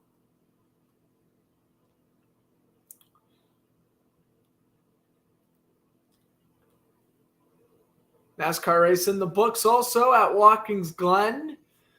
12 lead changes and 5 cautions. Kyle Larson, I think, winning his 4th race of the year. Won that one. And next week, the NASCAR playoffs start. I wonder who got in, Ryan Blaney or Martin Truex Jr. I hope it's Ryan Blaney. He's my favorite driver. Anyway, that's a strike. So we head off into the top of the 6th. Looks like one of the Orioles players are recording themselves in the dugout. That pitch is down low. 2-1-1. Kremer's gone 71 pitches up to this point. Pivetta is in the high 80s. Tommy Pham, the batter, is 1 for 2. He had a double back in the first inning. That's a strike. 1-2. Yeah, so Pham's double was in the fourth pitch of the game. And he was left stranded on third off a nice double play. That pitch in the dirt, and the count is 2-2. He tried to go 84 curveball, and it missed completely on that one.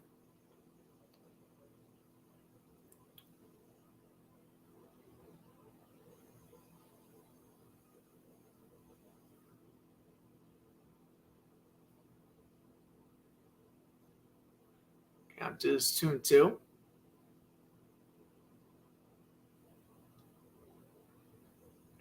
The wave is still going on as that pitch just misses to the left-hand side for a ball, 3-2. 90-mile-an-hour pitch there. This may not be like the Field of Dreams game or whatever, the World Series, but still one of those games where that pitch missed, ball 4. Still one of those games where, you're still going to want to mention it to your grandkids and be like, hey, I had the privilege to start this baseball game. And it's pretty cool. Cool atmosphere. But as for the pitcher, though, not looking too good for Dean Kremer as he just walked Tommy Pham. So he's on for the second time. And now we're going up. Alex Verdugo on deck. Xander Bogaerts in the hole. Big Raffy scoops with no outs here in the top of the 6th. Orioles could also be contemplating a pitching change relatively soon.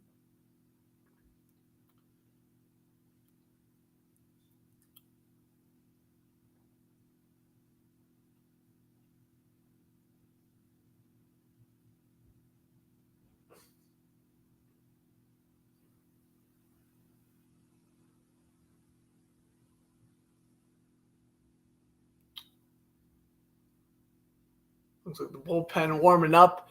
Dylan Tate, right-hander, number 55, warming up for Baltimore. They're using the bullpen along with other Orioles bullpen members, of course. Verdugo fouls this one back. Right now, it looks like the only closing pitcher, Felix Bautista. As for closing pitchers for the Red Sox, it's kind of tough to find one. I mean, it's probably Matt Barnes or Garrett Whitlock, but they don't technically have a closer listed on the roster here. But I'm pretty sure it's Matt Barnes. He's been closing out games for a few years now. Made the All-Star game last year somehow. I thought he had a terrible season. And this year, not even close to that after re-signing with the Red Sox last offseason.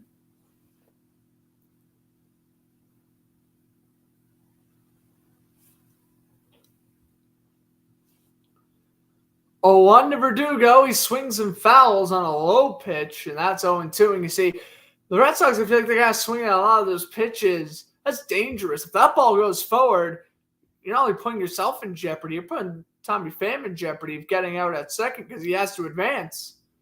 Or else it's just an easy double play anyway. So I should try to hold in their swings a little bit more.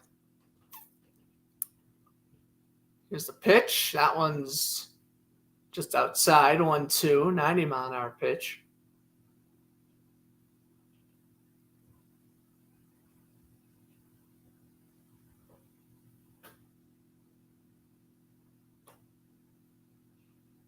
Here's the 1-2. Back at first is Pham, so a pickoff doesn't work to Mountcastle. Yesterday, I just saw something.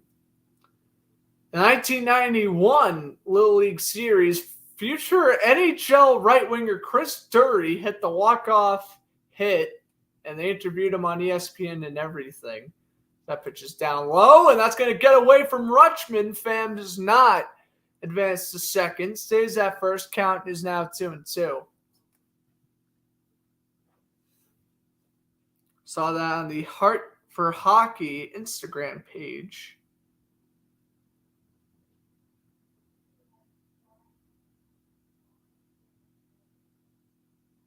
It was pretty cool.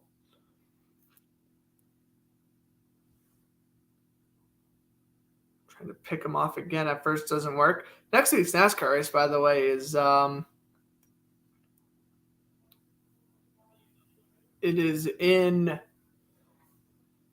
Daytona, so that'll be exciting to watch. That one's going to be popped up by Verdugo into left field, and it will be caught for out number 1 by Stowers.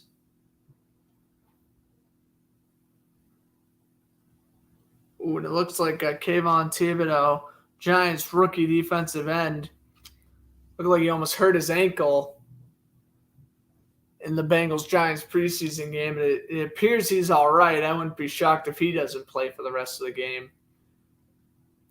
Now Kremer, as we get a pitching meeting and our first pitching change. So Kremer goes 80, allows a walk, and then gets a fly out, and now he has been pulled. They are going to put in the right-hander Dylan Tate as we head to commercial break. Still in the top of the 6th.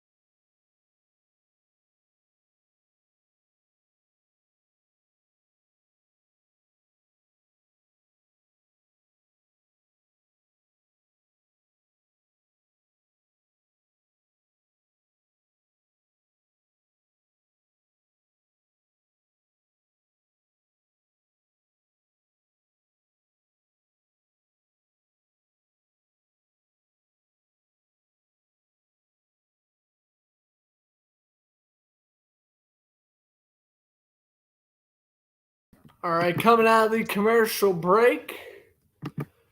Just getting out there was Verdugo. They're going to bring Xander Bogaerts up, and Dylan Tate coming out of the bullpen. 51 games season. He has a 2.40 ERA, 56 and the 3rd innings. Tate delivers. That pitch just outside for a ball. 95 fastball. 1-0 to Xander. Left Friday's game with an injury, and Red Sox offense actually performed much better, which is crazy to think about there. The pickoff on first doesn't work. So Pham on first after a walk. Getting pulled was Dean Kremer. Got 4 strikeouts on 80 pitches. And that's a strike, 1-1. Also, on 16 of 19 batters faced, he threw a first pitch strike. Very impressive there. Bogaerts 0 for 2 tonight. His favorite food is barbecue. Oh, that's not a bad choice. Anyway, 1-1 the count. Here's the pitch, and Bogaerts hits this one foul, 94. And the count is 1-2.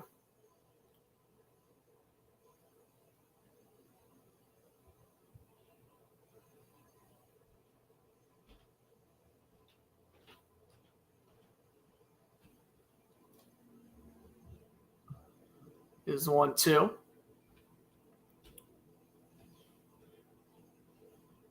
Tate delivers. Bogarts just going to pop this one up.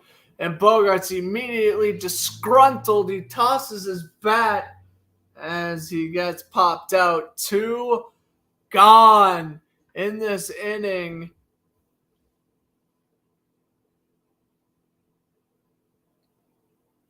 Ouch.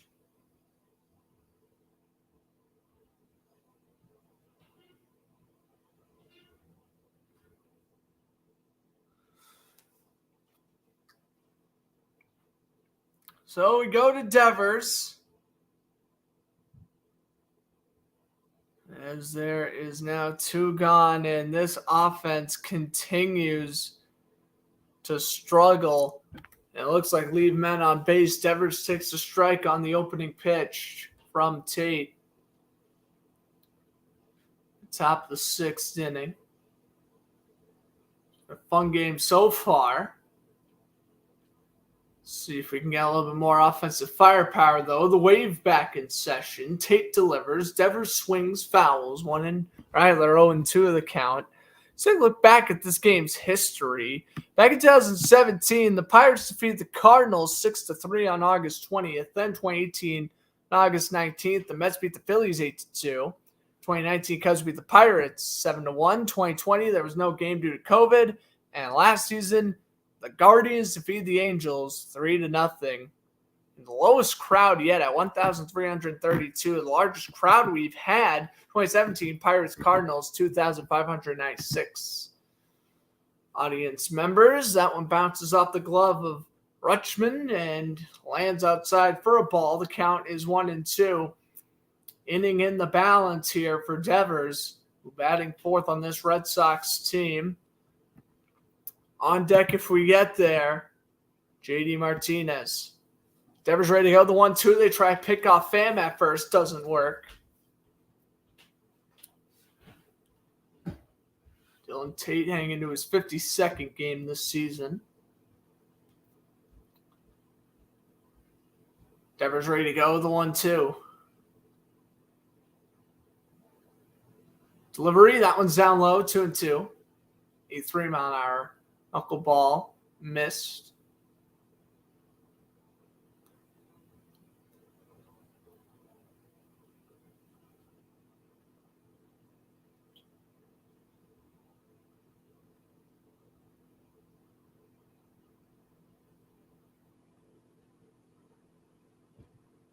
Here's delivery from Tate. That one's going to be hit by Devers, and it's caught. And out number 3, as that's an easy walk-in. Ryan Mountcastle. Well, into the bottom of the 6th. Man, Boston again leaving men stranded on base. It is crazy to think about how many men they've left on base. I'm pretty sure it's already 5 or 6.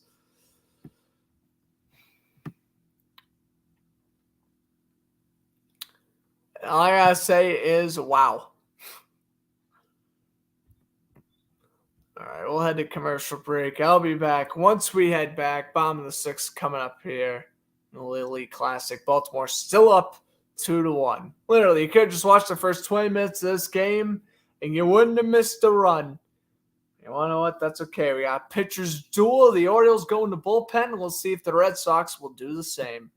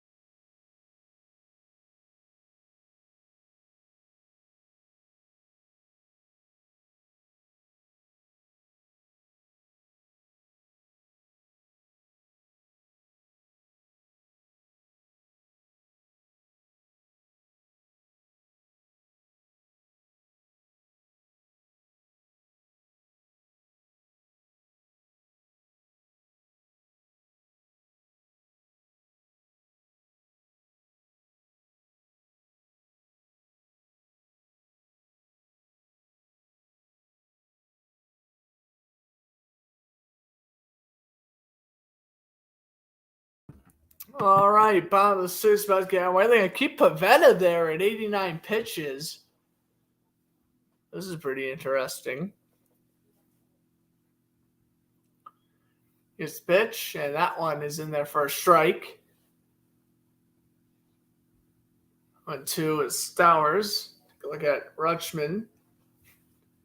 Take a look at him in the Little League World Series. This pitch is in there. 0-2 the count. Rutschman only 24 years old. And they got him on the interview right now. Stowers the pitch, and he takes that one. 79-mile-an-hour pitch. 1-2 the count. 92 pitches so far. This game likely clock in at around 3 hours if we continue to go how fast we've been going. This pitch from Pavetta. That one's also down low. 79, and the count is 2-2.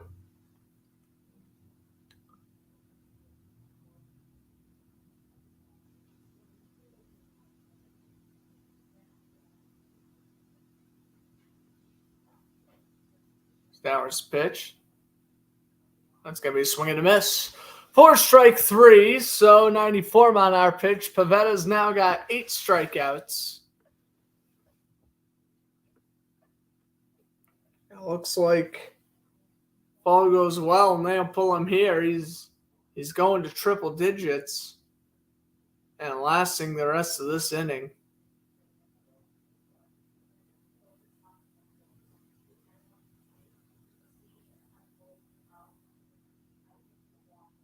Reyes now on the plate, batting 6, takes a ball up high, 1-0. 3 miles an hour that one was.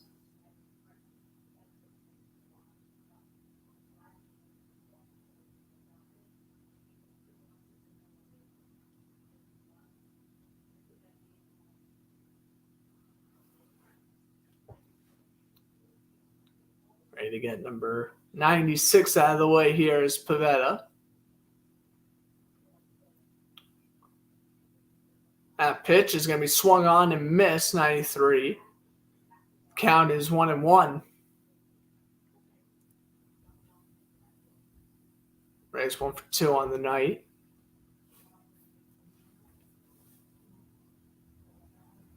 Vettis delivers. That's a swing and a miss, 1-2.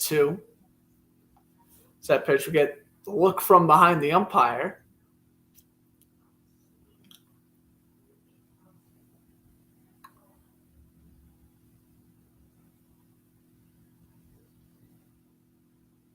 Delivery in there. Yes. Caught looking. Backwards K for Pavetta. He now has 9 strikeouts on the night. Wow. Nice. It looks like he's staying in there. 98 pitches. So if this is a one pitch at bat, he'll be heading into triple digits. Likelihood end his night. We haven't seen the Red Sox bullpen, so we don't know who's warming up. That is a ball up high. They like to go to Swamora a lot. Potentially they go to Matt Stram. I think Austin Davis played Friday, so I don't know if they'll go to him. That pitch is down low. 78, and the count is 2-0. Now officially at triple digits. Pitch 101. Nice pitch. Curveball on the dot. Nice. That's 85. And the pitch count is now 2-1. As the Rutschman interview ends. That pitch is down low. 3-1. 95-mile-an-hour pitch. I think even if you walk him here, I still think you should probably pull him. Rutschman getting his equipment on. That pitch missed. 9-5, missed the left-hand side. That is a walk.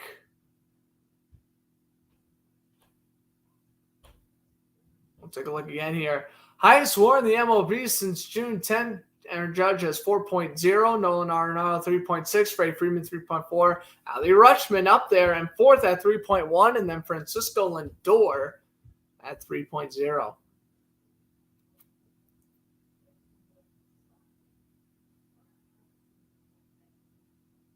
As Pivetta is gone after 103 pitches, 9 strikeouts. He gave up a couple of earned runs, and he had a couple of walks. And the Red Sox will go to their bullpen, and we'll see the former Kansas City Royal and San Diego Padre, Matt Strahm coming out for Boston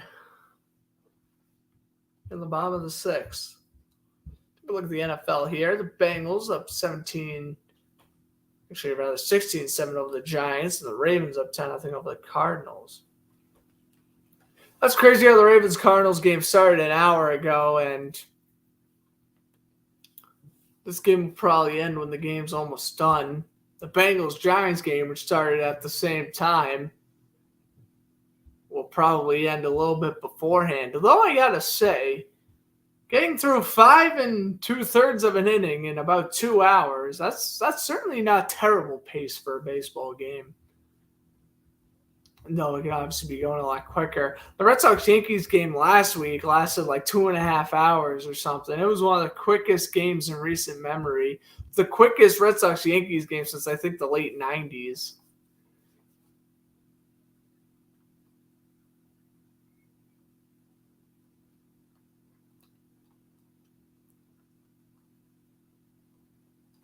This being the only MLB game on now, as of course Sunday night baseball, that is the case. Sunday night baseball is let me just say right now, when the NFL season starts in a couple of weeks, I think their ratings are going to absolutely plummet, and I'd be shocked if they even get 2 million viewers a game. But even with the preseason football on, I gotta be honest with you, this has been the first time, and it may just be because like the Red Sox are playing. Now, obviously, I'm from Massachusetts, but like I don't know if it was the Red Sox or whatever, but like during the Field of Dreams game, I'm not gonna lie to you. During the majority of that game, I was watching preseason football. Tonight, though, it was just kind of a different sense. Like I was more excited to watch baseball than football tonight, which usually isn't the case unless if it's the World Series. Even the playoffs, I think I'd rather watch the NFL most of the time. Matt Strahm in 34 games a season, 3.45 ERA, 28 2/3 innings, 28% strikeout rate. Strahm delivers that one outside. It's a Strahm or Strahm. I've heard it both ways. I think I've heard most people say Strahm, though, so I kind of say it both ways. But yeah, I'm pretty sure it's Strahm. Well, the pitch, though, again, Pivetta pulled after 103 pitches. Roughneck Odor, the batter for the Orioles. That one's up high, 2-0. 2 outs here in the bottom of the 6th. Take a look at the second baseman of Marcabino, Venezuela. 2-0 the count.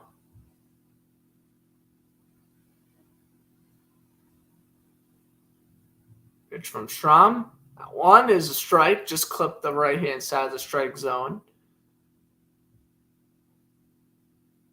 And the count is 2-1.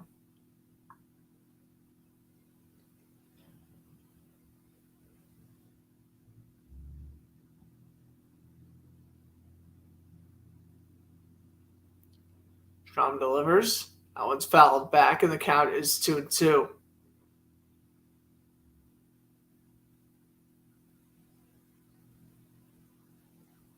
J.D. Martinez practicing his swinging.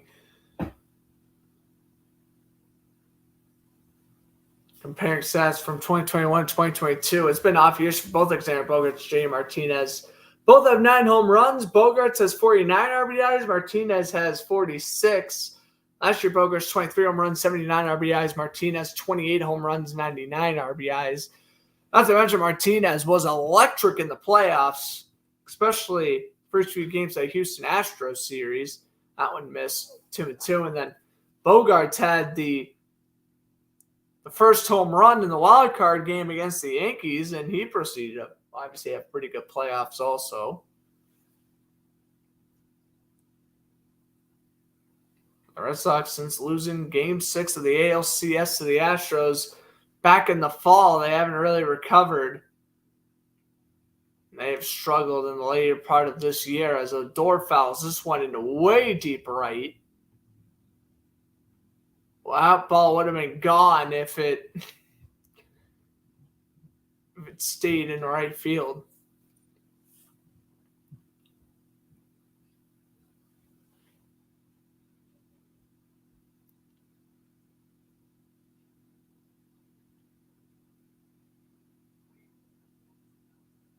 And Strom will call for time.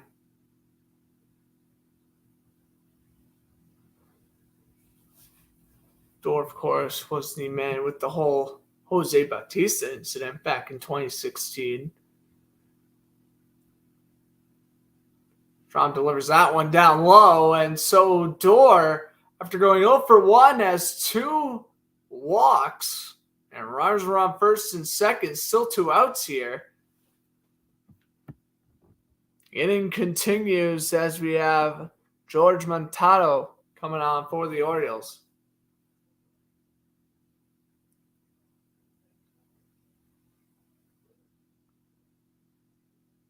As the Red Sox infield comes up to talk to Strom.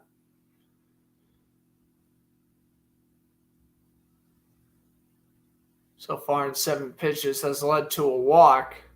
Not the kindest night.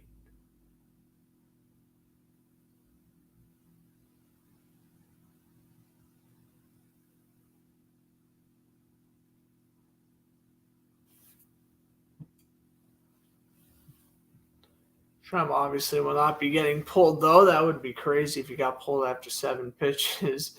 Not the case here. Shortstop ranked. He has a 309 batting average, which is 3rd among shortstops and 1st in slugging percentage with 574. He takes a strike 1 there, though. That's among shortstops. Having a way better year than Xander Bogaerts. That's for sure.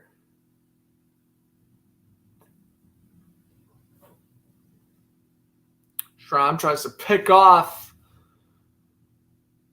man at second. Doesn't work. Count stays at 0-1 as we have Cedric Mullins on deck. Back at the top of the order. Delivers. That one's hit and foul back. He's 7 miles an hour, and the count is 0-2.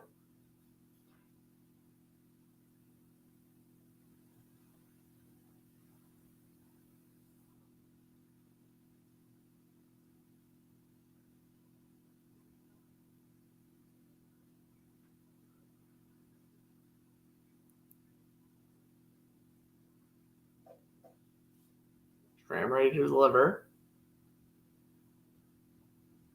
The 0-2. This one's going to be popped up and foul back, 94. Count stays at 0-2.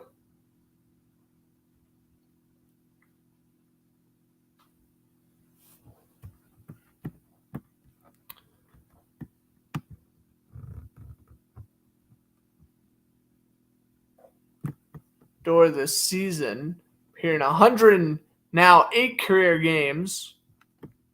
11 home runs. That one missed, 93, and the count is 1-2.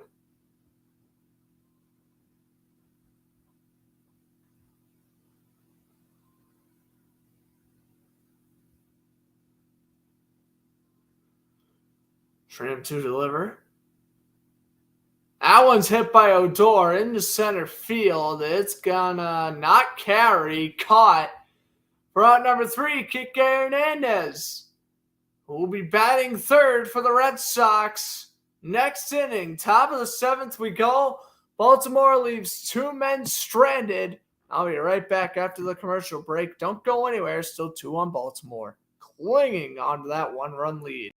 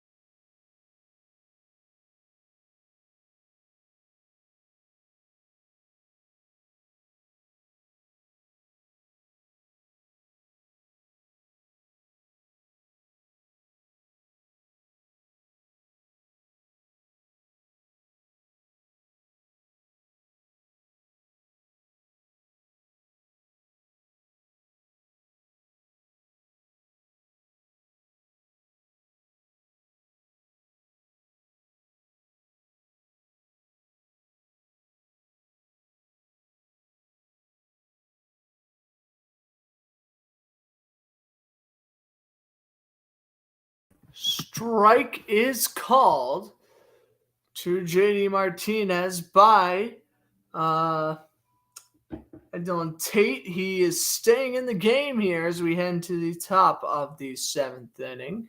Martinez swings and misses on that pitch also, and we are now looking at 0-2.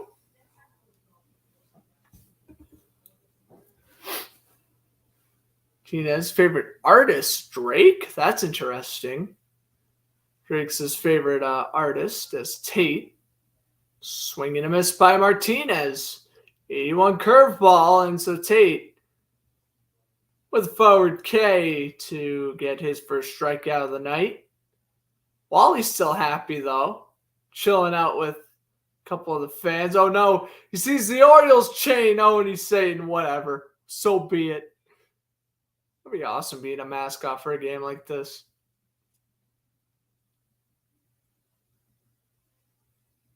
Pitch, swing and a miss. 0-1. Our Pujols, by the way, 5 home runs away from passing Alex Rodriguez for 4th all time, 8 away from 700 in his career. That one's popped up. Arroyo into right and caught for out number 2.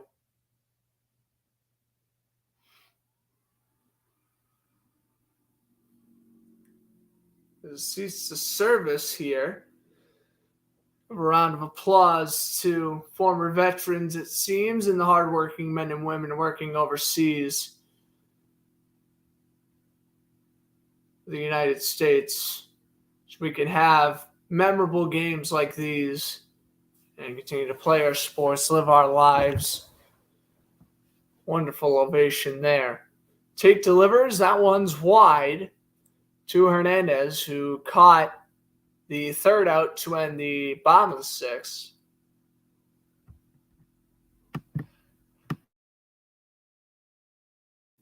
Bless me, I had a sneeze there. That one's hit, and it's going to be foul. 1-1 down the 3rd baseline. Don't worry, I made sure to mute my mic there. So a 1-1.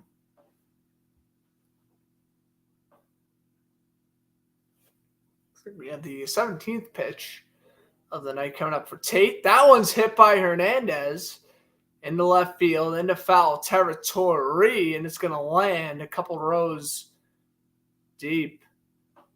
1-2 the count, but the inning is in the balance. Ike Hernandez, St. Juan, Puerto Rico, wearing one of my favorite MLB logos of all time, the vintage Miami, I guess then Florida Marlins hat. I still want a 2003 Miami Marlins World Series t-shirt, and it's because of that vintage logo, my favorite baseball logo in history. This one's going to be drilled by Hernandez into left field, way back, and caught near the wall, and that is a rough ending for the Red Sox. Hernandez had a lot of power on that one, but Kyle Stowers makes the play. We'll head to the bottom of the 7th after this commercial break. The Red Sox still struggling to score since Devers scored back in the top of the 2nd.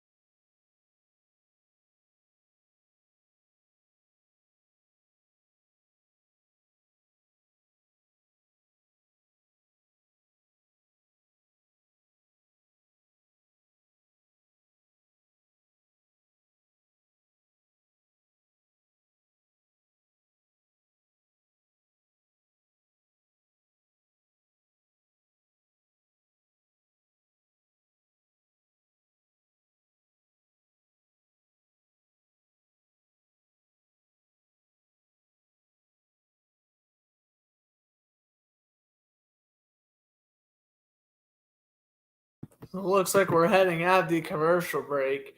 Of course, if you go on social media right now, you'll probably notice a trend about a little incident that happened in the Bengals-Giants preseason games. That one missed at 1 mile an hour. Strom still in the game.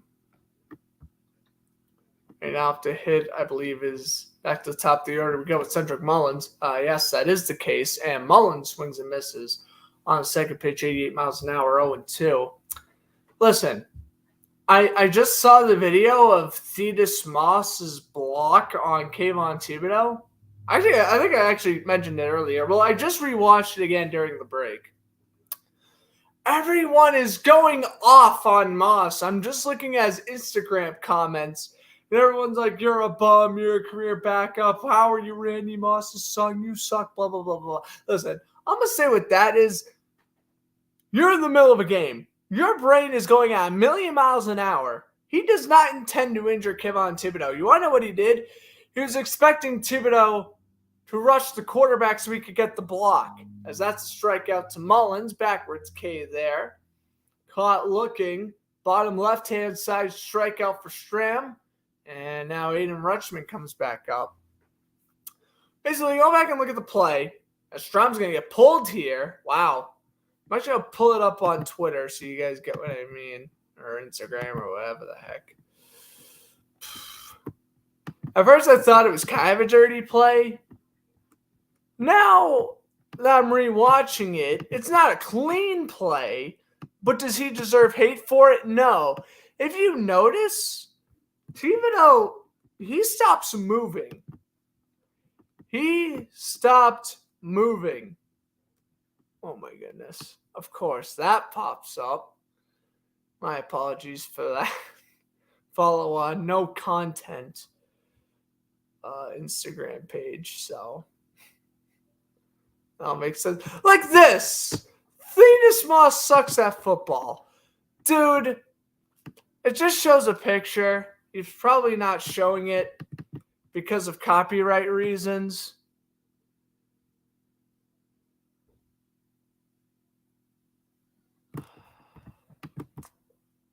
There we go. Oh, I wasn't even sharing my screen. Good.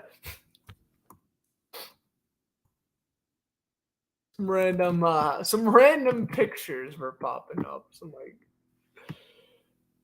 random stuff. So, all right, let me go pull this clip up here.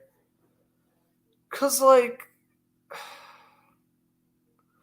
obviously I'm not saying what Thetis Moss did was right. No. But I get what he was trying to do. He's in the middle of a game. He's thinking Thibodeau is going to go down and bull rush. He's just trying to block him. All right. Here's the video. I'm just pulling it up now on Instagram. Here's the video. All right. Yes. This isn't a clean play.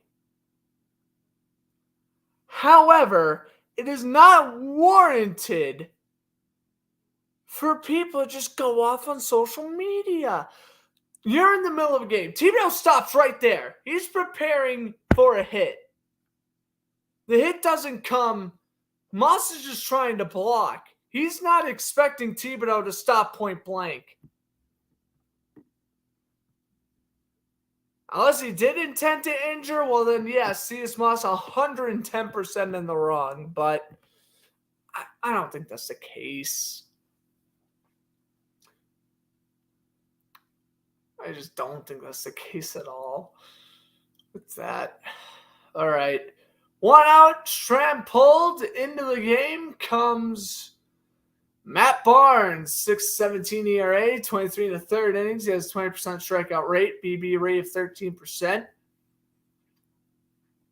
Matt Barnes, former closer, appearing in his 28th game this season. So yeah, let me know what you guys think about the Kayvon Thibodeau thing, Thetis Moss. But again, it wasn't a clean play, but I don't think it was intentionally dirty either. It's just like a Thibodeau stop in the middle of the play. He's not expecting that. That's a strike.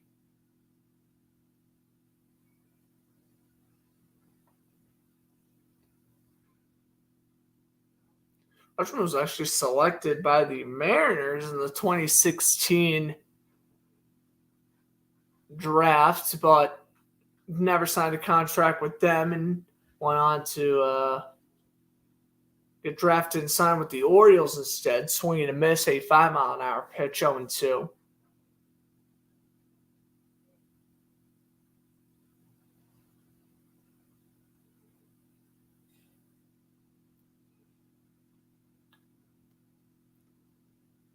Is he 0-2? Pitch in the dirt, 1-2.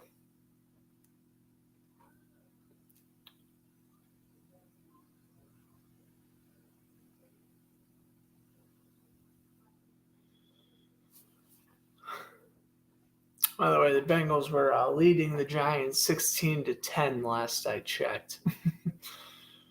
I was so focused on getting my point across on the Thibodeau hit. Again, I don't think it was clean, but does he warrant all this hate by everybody on social media? I don't think he does.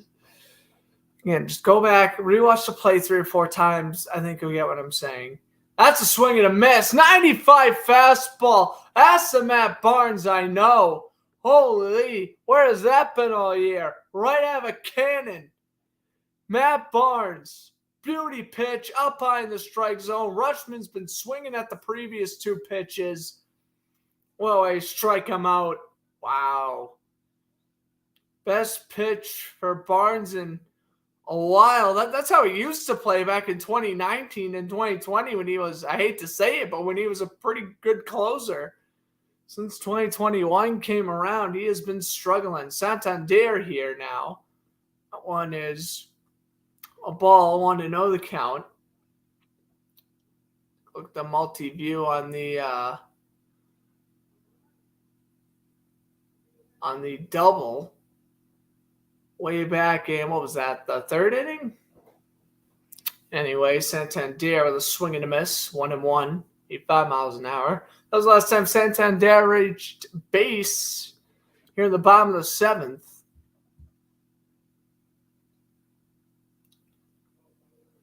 Of course, Orioles considered the home team, so they're still winning this game at the top of the 9th. There's no need to play the bottom. They will win this baseball game. Crazy to think that all the scoring has just occurred in the opening 25 minutes of the broadcast. That one's hit into right field, and Santander continues to play great. He now has 2 singles and a double, 3 for 4 on the night, and Barnes after the strikeout. Well, not so lucky here.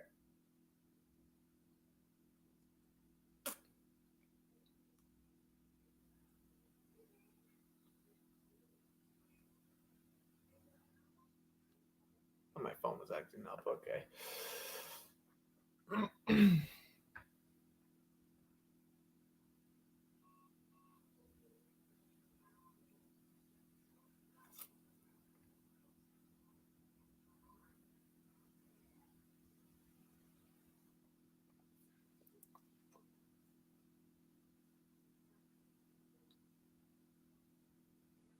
His pitch from Barnes, 8th of the game. That's a strike.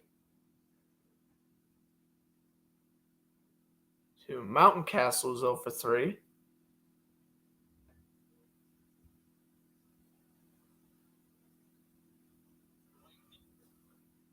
All right. Barnes, the 0-1.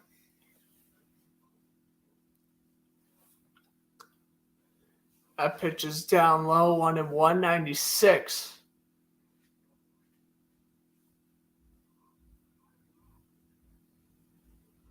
Well, some runs by Orioles players within 2 years of their debut. Mountcastle, 55. Novas has 54. Eddie Murray. Great Oriole from the early 2000s there.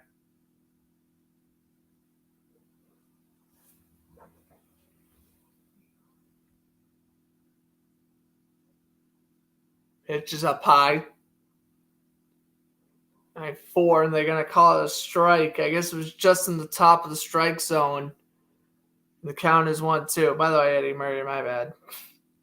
For whatever reason, I thought he was still playing in the early 2000s. Nope, retired in 1997 as a Dodger. 21 years in Major League Baseball. He's a Hall of Famer. 13 with the Orioles, 4 with the Dodgers, 3 with the Guardians, 2 with the Mets, and half a season in 97 with the Angels. Barnes pitches low as that one gets away, and into second goes Santander, but there is 2 outs, so I guess in reality the base running isn't really is something to focus on unless a hit is made. Deep single or a double, you can guarantee Santander will score, which will then make it 3-1 Baltimore.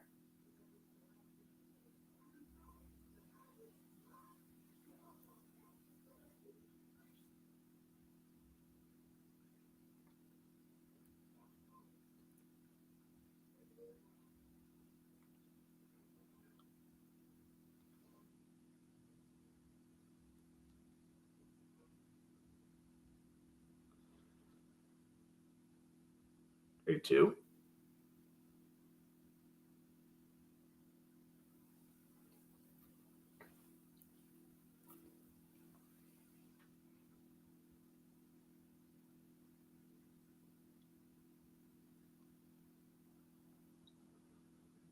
Barnes to deliver.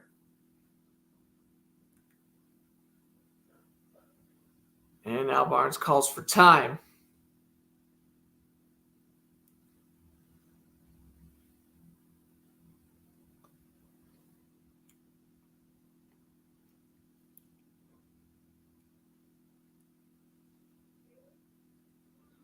By the way, both these teams' planes just landed 9 hours ago, so you got to think these teams got to be tired due to jet lag. Maybe that's why they're not scoring a lot of runs. Mount Council foul.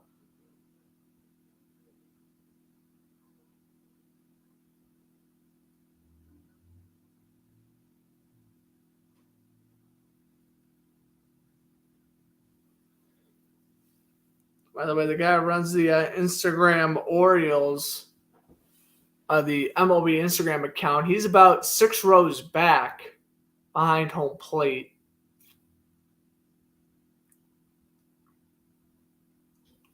So still a full count here to Mountcastle. 14th pitch coming up here for Barnes.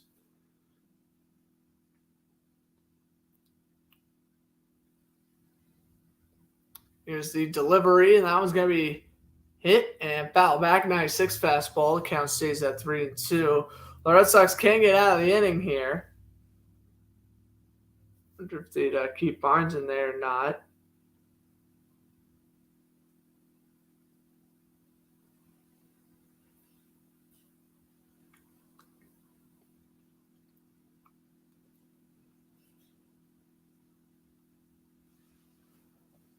Three, two.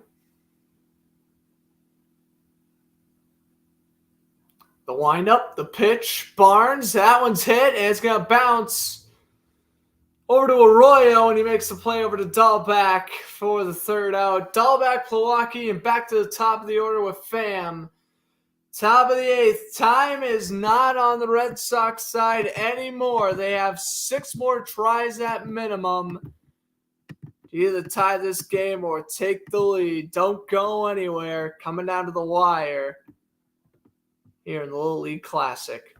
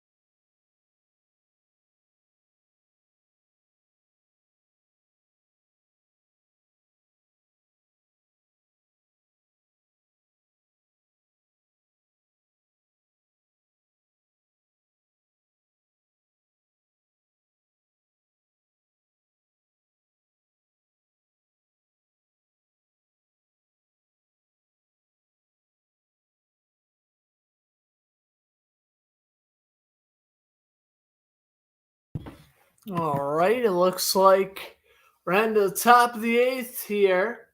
Red Sox now have 6 more batters to tie this one up. They're going to keep Tate in there now. That's in there for a strike.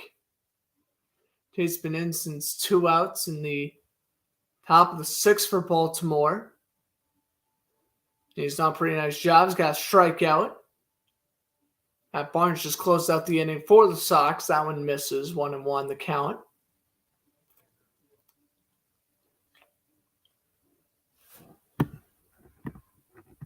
Currently at the plate for the Red Sox. I thought it was going to be Dahlback. I guess it's not, though. ESPN hasn't said who it is. So I think the Red Sox are doing some substitutions here. Here's the delivery, and that one's down low, and it gets away. Oh, is that... Oh, never mind. That's Frenchie Cordero. Never mind. I know who that is. So Frenchie Cordero batting 8th for the Red Sox here. Okay. He's spent a lot of time in AAA this year, but he's done pretty well in both leagues. That one's going to be hit into left field. Back, gone! Oh, the substitution pays off! Frenchie! 2-2. I can't believe it! Frenchie Cordero! What was I saying? He was having a great year in both the minors and the professionals. 104 off the bat. Tied at 2. Oh, there you go, Frenchie Cordero. That's insane. They literally just called him up from Worcester about 3 weeks ago. Actually, no, about 3 days ago. I saw him in Worcester about 3 weeks ago, but called him up about 3 or 4 days ago and has just hit the game-tying home run. Wow. Look at that. Curveball was going to miss to the left-hand side. I didn't originally know why he swung at it, but we finally have a home run. It took us 8 innings, but we finally got there. Frenchie Cordero, solo shot into left field.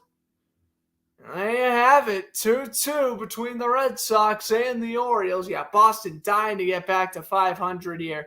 They're at 500 for a little bit, but that was only for a game or two. Oh my goodness, and look at Cordero. He's running back to the locker room. As we may have a pitching change coming up here. Well, there you go, Cordero. Huge play. Solo shot to left. We're tied at 2. I'll be back after this commercial break. First home run of the ball game, and it was a huge one for the designated hitter.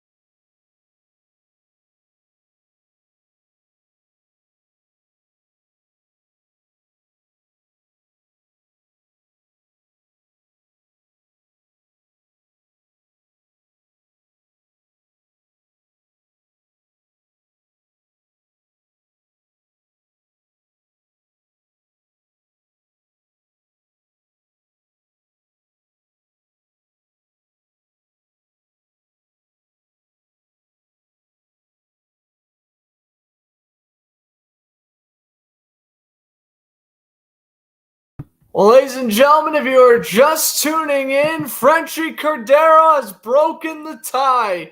2-2. We finally got a home run. It took us 7 innings, but we finally have a home run. And now we switch our attention to Canal Perez in the season, starting in his 50th game, or playing his 50th game, rather. 1.71 ERA in 42 innings, 24% strikeout rate. Frenchie Cordero, called up from Worcester 3 days ago, launches one into left field, and we are tied. And the Red Sox are going to keep the designated hitters going here. Rob Refsnyder at the plate, 327 batting average on the year. I'll give you a little bit more insight on that. Cordero, in terms of home runs, that was his 5th. Refsnyder takes the pitch 2-0. He has 14 RBIs, 32 hits, 18 runs in 36 games. Refsnyder's another one who's been kind of getting up and down from Worcester, but he's had a very good season when playing. Swings and misses on the 98 fastball, though. 2-1. Not saying it will, but if this game is to go into extras, this will be the first time in Little League Classic history the game would take extra time to conclude. Takes that pitch up high, 98 fastball again, 3-1 to Refsnyder. Refsnyder, former Yankees prospect, signed with the Red Sox, I think, last offseason. He won the starting job, or at least the designated hitter spot, over quite a few guys. Frenchie being one of them. That one is a swing and a miss, 98 fastball. Again, he loves to go 98 fastball, Perez. And to a full count we go.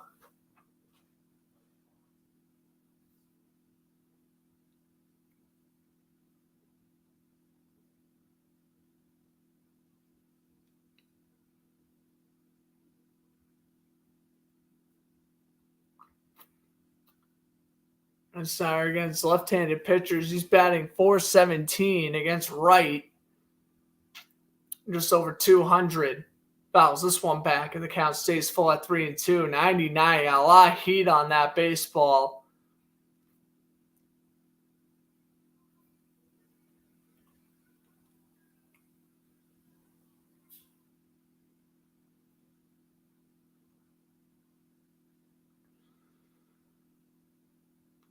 Perez, 7th pitch coming up. First batter, he's faced off the solo shot by Cordero into left field, ending the night of Dylan Tate.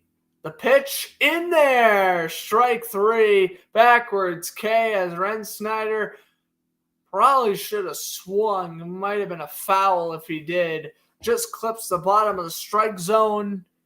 And there you have it. It was a 7th pitch at bat, but he gets his first strikeout of the game on the first batter. I think Refsnyder wanted that call to be obviously a smidge lower, so it would have been a ball. I agree with that, though. Continuing is Perez. This one's hit and fouled by Tommy Pham. So the Red Sox are back in this game, and now they have Pham up at the plate. 1 for 2 with a double and a walk. Michael Jordan, his favorite athlete, by the way. That's a good choice. My opinion, the greatest basketball player ever. Perez the delivery. That one missed way to the left-hand side. 84. And the count is 1-1.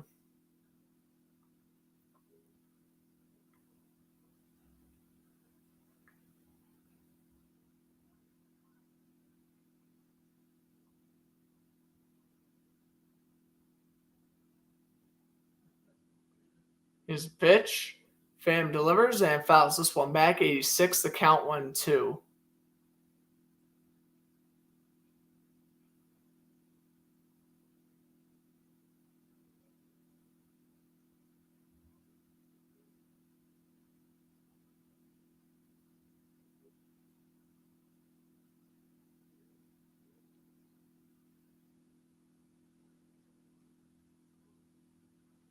Bam takes that pitch way up high. 98 fastball. Wasn't even near the strike zone. Count is now 2-2.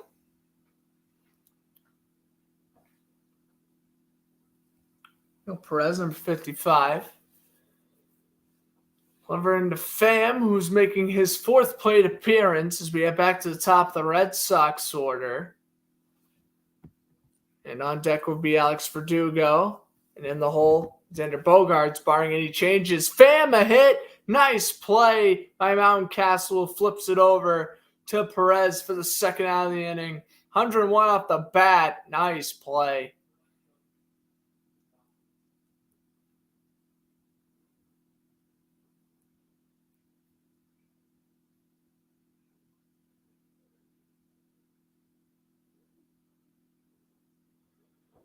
Look again here on the replay. Oh, nice grab and easy flip by Perez to get that out.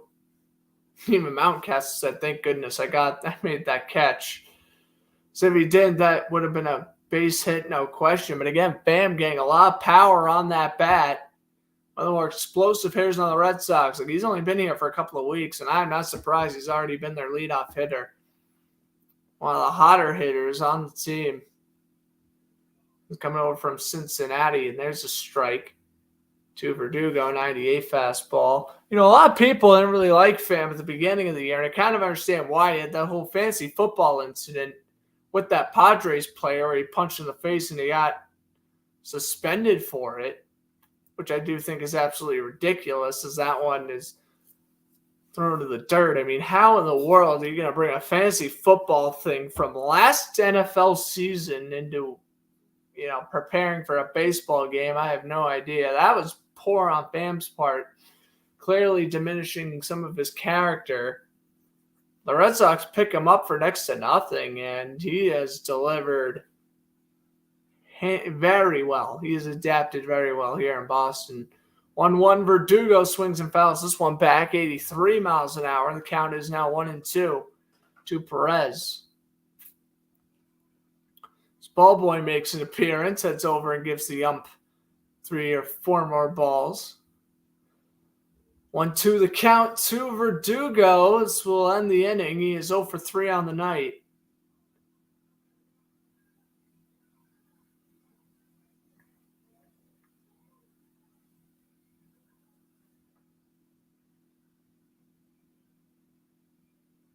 Perez calling for time, it looks like.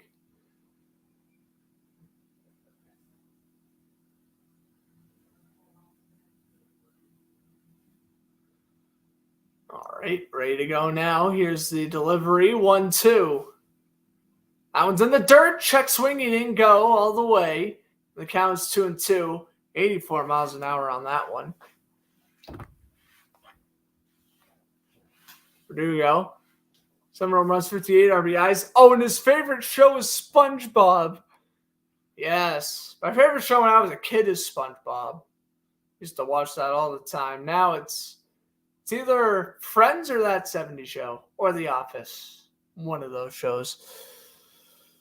That one's also down low, 84. Actually, it's probably Friends. I ain't gonna lie to you. I was actually up. I think it was last Wednesday into Thursday. I literally stayed up until 1 o'clock in the morning watching Friends. That's probably my favorite show, if I'm being completely honest. I know it's not everyone's favorite. A lot of people would prefer watching The Office, but that's just me. All right, 3-2 count. Perez, 18th pitch. That one swung on and fouled back by Verdugo, 84 miles an hour. I love when they get the fun facts about the players and, hang out of the commercial breaks where, they're like asking the players to do their favorite emoji and whatnot. Like, that's all cool. This is a kiddish type game, Obviously representing the Little League Classic World Series, which is ending next week. Verdugo fouls that one back. Count stays at 3-2. It's been a long at bat. A full count for a while. Red Sox trying to not end this inning so quickly. Started off with a Franchi Cordero solo shot into left. Rensteiner struck out. Pham grounded out. And now Verdugo trying to keep it alive here at 3-2. This one's going to be popped up in the left, and this should be easily caught. It is for out number 3 by Stowers, who is coming up, batting 5th for the Orioles. But Frenchie Cordero will make it 2-2. Heading into the bottom of the 8th. Don't go anywhere. The Red Sox have tied it. We've had our first run since the top of the 2nd.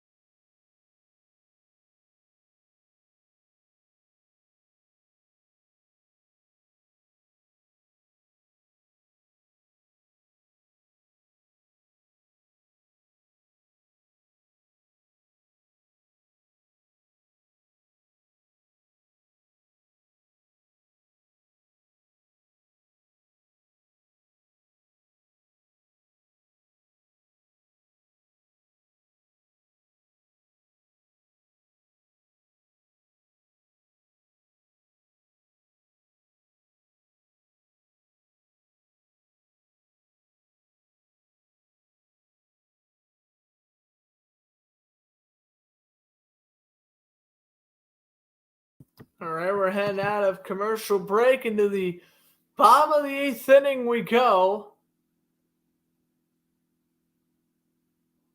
I'm making some sort of wig here.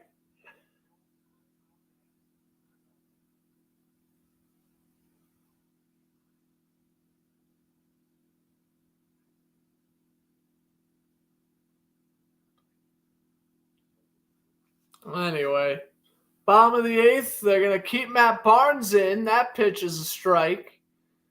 So we begin here, batting 5th with Kyle Stowers, left fielder. On deck, Raymond Urias, and in the hole, Austin Hayes, unless, of course, any substitutions are made, like bringing in guys like Frenchie and Rob Rensteiner, like what happened with the Red Sox last inning. Check swing strike, 84. Count is 0-2.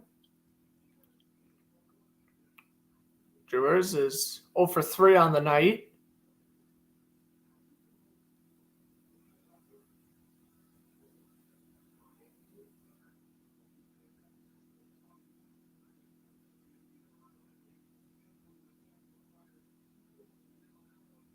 Here's the pitch. That one is in there for a ball. 1-2.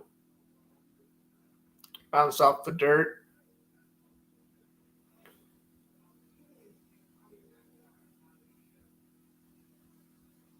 Jamar's 2021 All-Star, but since then has been doing that great.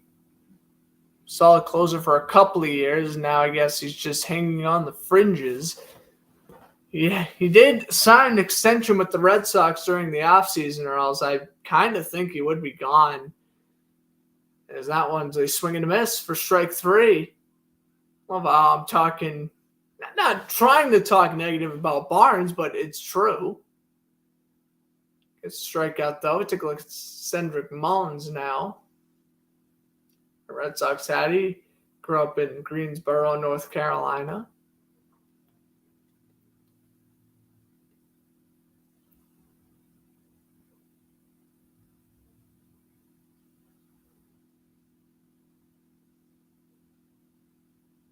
Speedy Reyes does come on. He's 1 for 3. Here's the delivery. That one is called strike. Just clips the left-hand side of the strike zone.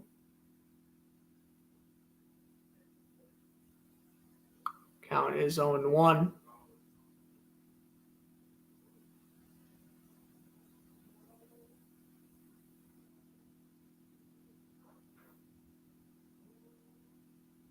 Here's the delivery. That one's down low in the dirt, 84, and the count is 1-1.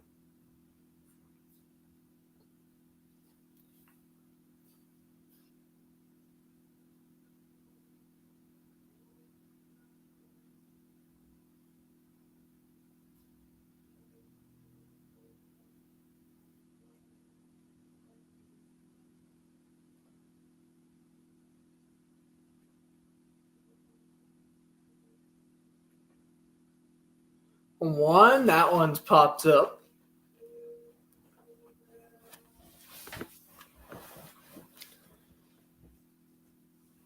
Count is now 1-2. I'll quickly get back-to-back strikeouts is Barnes.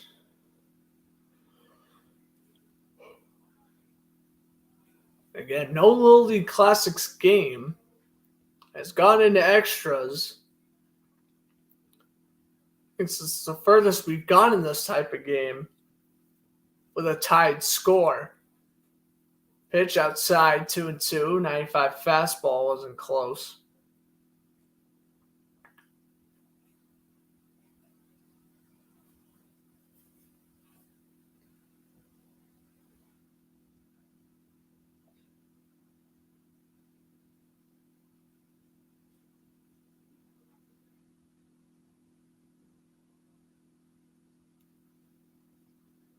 Here's the 2-2. Delivery's down low again, 84 mile an hour pitch, and it's 3-2.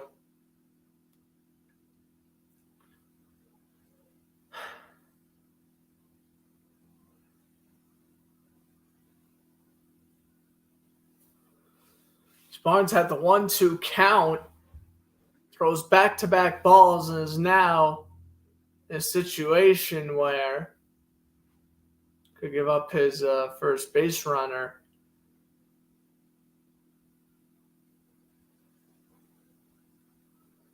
Delivery, and that one's hit and fouled back. Count stays at 3-2. 95 mile an hour pitch.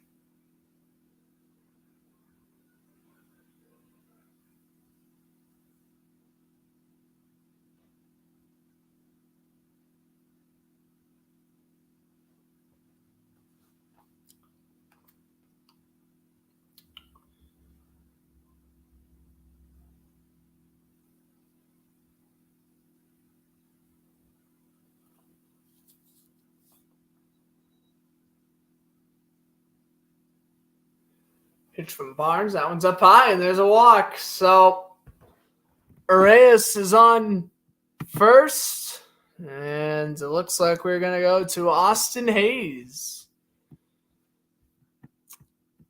Give you a quick note here as Cora comes out. Alex Cora, by the way, 2018 World Series champion, 344 regular season wins, and second Manager of the Year voting in 2018 and 5th in 2021. As Barnes will be pulled, and Red Sox go deeper and deeper into their bullpen here as they have a man on base with 1 out in the bottom of the 8th. And Orioles manager Brandon Hyde, give you a little bit of info on him as well, 193 career regular season wins, was manager for 1 game as a Marlins assistant coach back in 2011, which resulted in a loss. This season, he's already tied his career high in ejections with 3. Believe it or not, ain't that funny.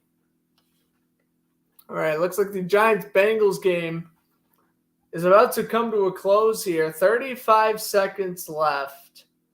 The Giants are up 25-22.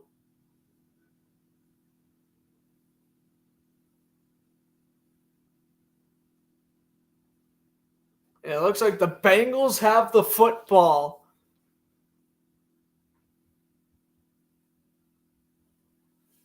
Okay. Here's Brandon Allen. I think that's Brandon Allen. That might be Jake Browning. I'm not entirely sure. This is number 6. I actually think that's Browning. He steps up. He runs. And he throws a cross body to the 43.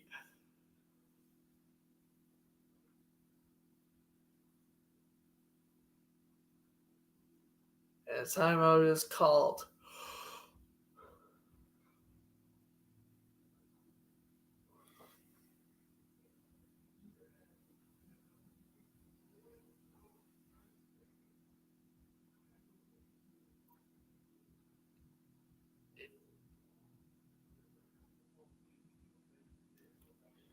The Giants begin the season against the Titans and the Panthers, Cowboys, Bears, and Packers.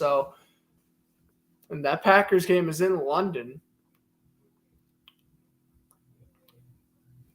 So not including London, they have 3 of their first 4 games at home.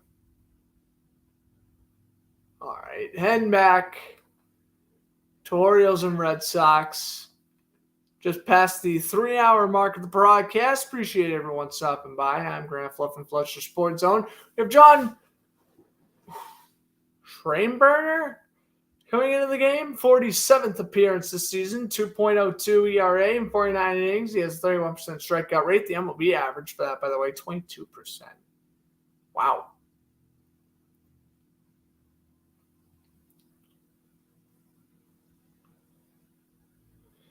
So, 1 out, 1 on, and a hit by a pitch. Austin Hayes hit him in the behind, and wow.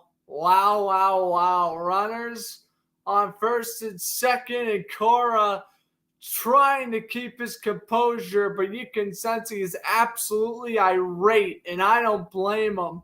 What in the world happened to the Red Sox? They've tried all game to tie it up. They have.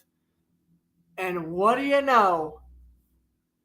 Whenever the offense picks up, the pitching goes downhill. That seems to be a trend for the Red Sox this season. And that's continuing live on national television. I can't believe this. 1 out, 2 on. Rougned Odor, the batter for Baltimore. Here's the pitch. And that curveball is way wide. 1-0 the count. 95 miles an hour.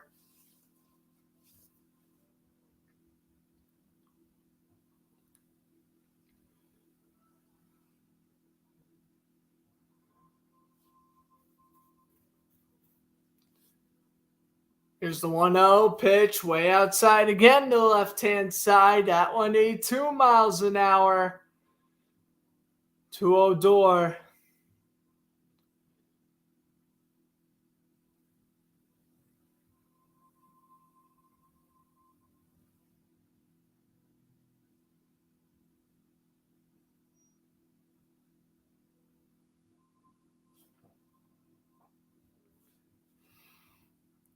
Two-0 count.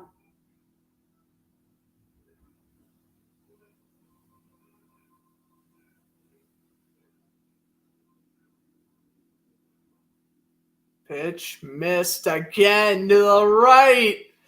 3 straight pitches. All 3 pitches have missed, and they're going in the exact same spot. Oh my goodness. Schreiber, what are you doing, man? Oh. I gotta call it the way how it is, even though I'm upset. I gotta call it the way how it is. That pitch outside again. Bases loaded. Yep, Cora's already on the phone. Wow. Franchy Cordero hit a solo shot to tie the game just for this to happen. Welp. Odor on first, Hayes second off a hit by a pitch. And on third is Raymond Uriz after Kyle Stowers got out. It has been all downhill. We'll head to the 9th batter. That's George Monto, the shortstop. He's coming on. And I guess all the Red Sox could hope for is a double play right now, because other than that, this is not looking pretty.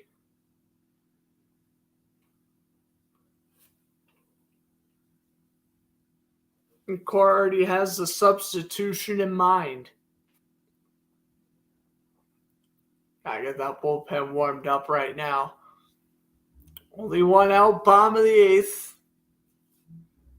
Delivery. That one's hitting foul, and that one's going to bounce off the leg. 0-1 the count. Tomato.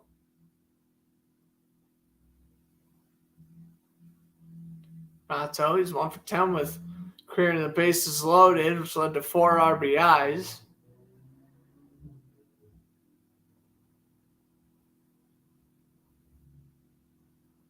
One here. Schreiber the delivery, and it's wide, 1-1. Boy, I mean, not only will that be something to remember for Monto, but for these kids in attendance who are aspiring to be professional baseball players, seeing a grand slam in person, that would just be the ultimate dream come true, I think, as that pitch misses outside, 2-1, 94. I think the crowd has mostly been Orioles fans. I think the crowd's kind of split. But if I had to choose which are more fans in attendance, I would probably say Baltimore. Also, this is technically considered an Orioles home game, so I guess take that as you will. Both teams have the night off tomorrow. Here's the slider. That one's hit down the third base line and stays fair.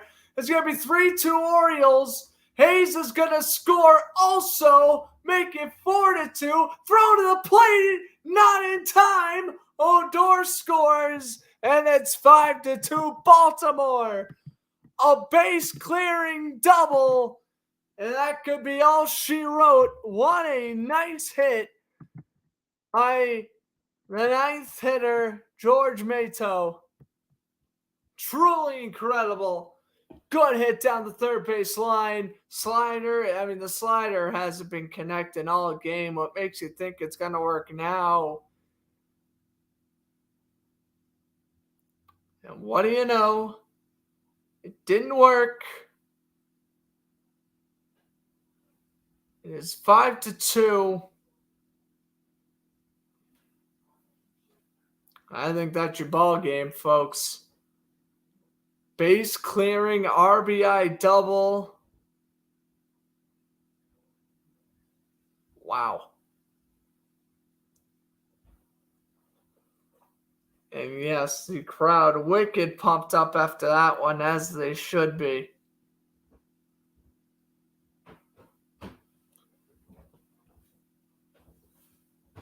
Orioles be a huge game for them in the AL wildcard race.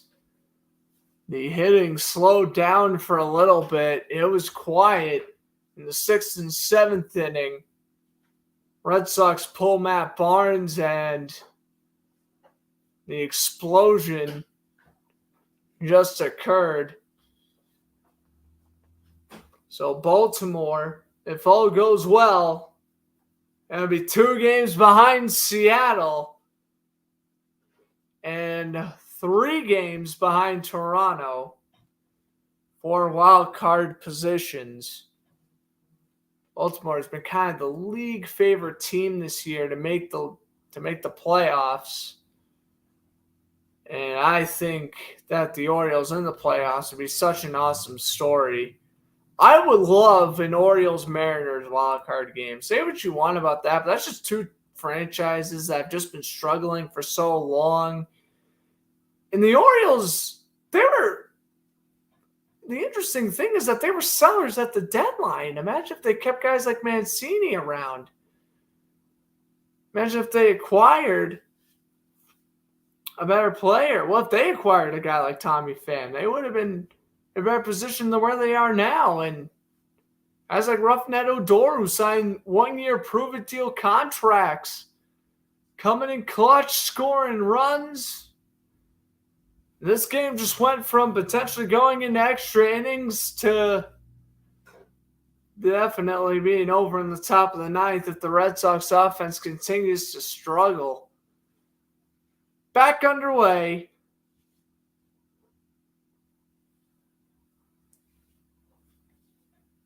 And trying to pick off at second doesn't work. So now they bring in Austin Davis, 5.29 ERA, 49 third innings pitch, 26% strikeout rate. Davis heading into his 48th game this season. I'll tell you one thing, man. Again, not to be hard on John Schemberger, but a performance like that, you could definitely be getting DFA'd tomorrow. And I can't say I blame the front office for that. Allowing a hit, 2 hits, a hit by a pitch, and a 4-pitch walk.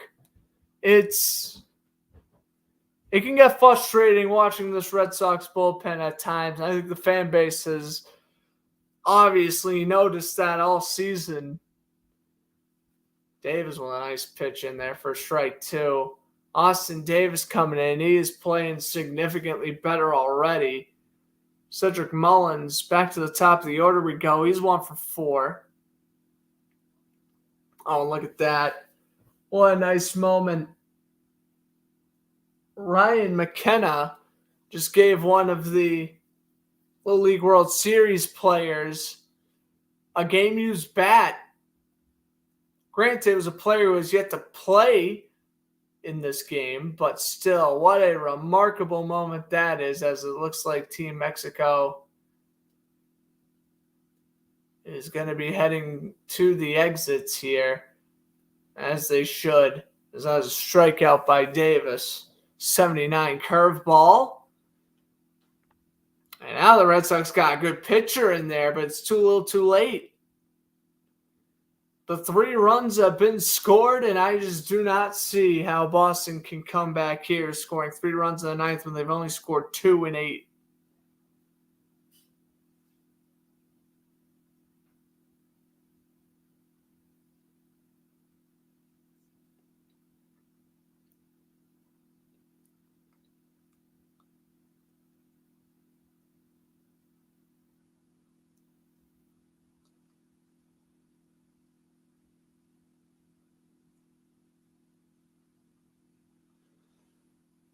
The count to Rutschman. Favorite artist is Eric Church. Not too familiar with him.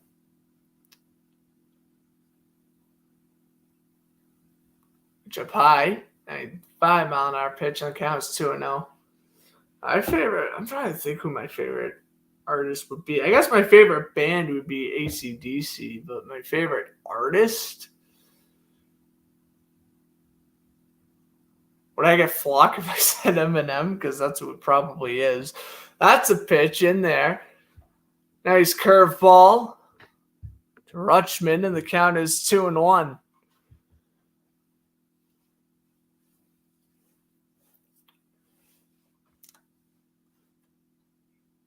Flocky, by the way, doing a very nice job in the catcher's position tonight. That pitch just missed. 3-1.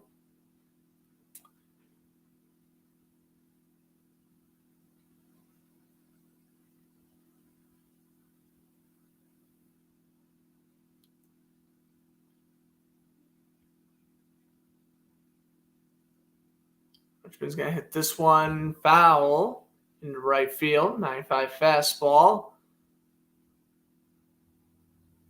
Count stays at 3-2.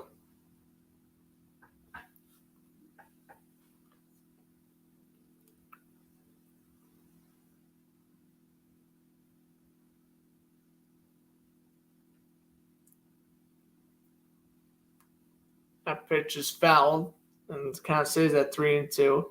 The Giants, by the way, have defeated the Bengals 25-22 in the preseason game.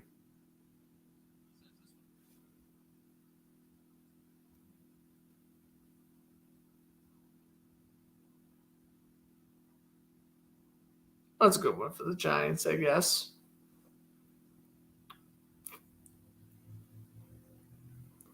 And that's a walk for Davis. So Rutschman on base. And by the way, Orioles Cedric Mullins has announced they will play for the USA at the World Baseball Classic in 2023. Ain't that nice?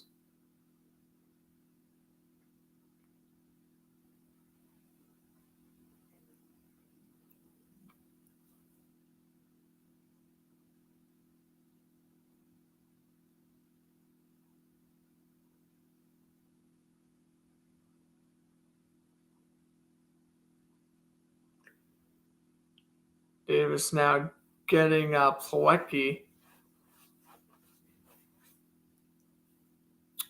Getting a talk from him.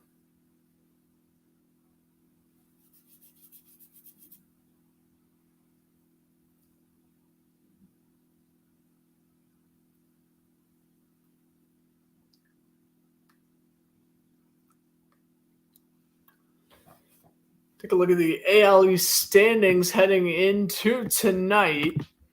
First place, the Yankees still, despite their 3-7 in the last 10 games, still have a record of 74-48. Rays and Blue Jays tied for second and third at 65 and 55, but they do have the Rays ahead. Fourth place, Orioles will be 63 and 58, and last, the Red Sox will be 60 and 62, barring a last-second miracle. The 1-0 count to Santander, who's 3 for 4 on the night. That pitch missed. 87. The count is 2-0.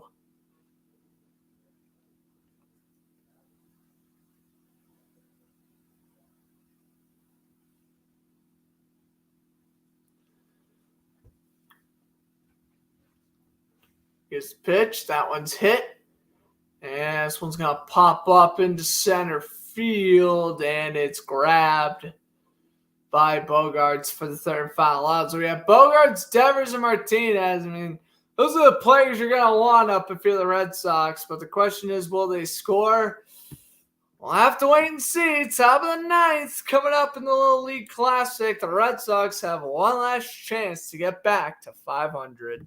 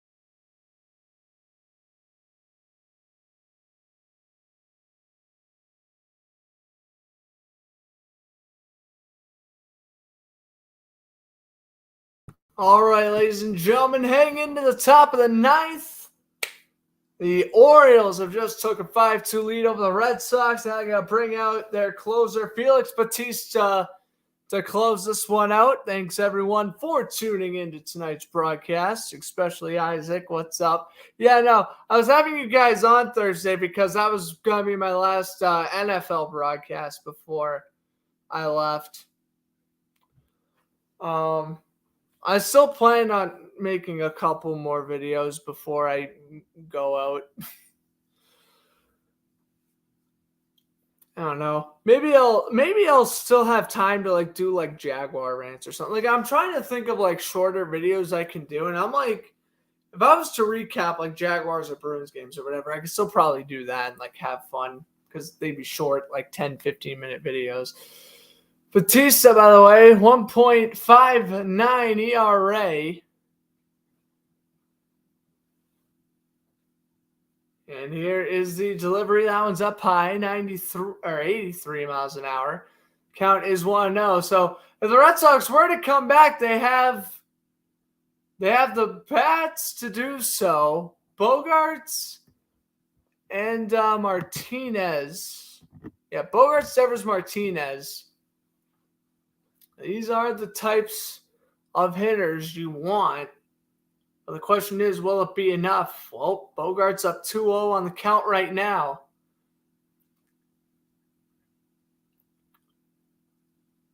Batista delivers. That one's hit by Bogarts into center field, and that one is gone. So Bogarts with a shot into center. Like I said, these are the three bats you want for the Red Sox. And okay, it's 5-3. Hold the phone. This one not entirely over yet. 101 off the bat, 386 the projected distance. And so the Red Sox refusing to go down quietly. Up comes Devers, down 2. Nice swing of the bat, too. Oh, that was a nice hit. Nice hit. Now Devers comes on. He takes a strike. 101 fastball. Good Lord. Jeez, you might be done messing around now. Devers scored the first run for the Red Sox. Back in the top of the second. A pitch in the dirt. 1-1. Bogarts. That bat lasted 3 pitches. Now here comes the third pitch coming up to Devers. 1-1 from Batista.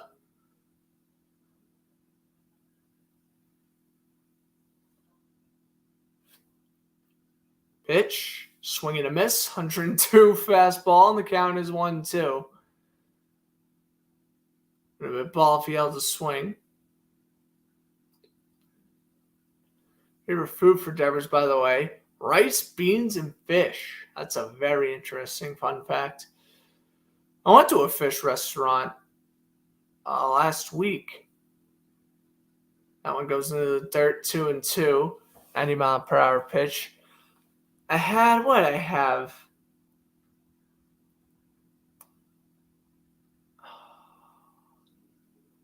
I tried something for the first time. It was actually decent. I was tempted to get their clam chowder. I didn't. Yeah, but that's all right. 2-2 count. Devers swings and misses. That one was almost in the dirt.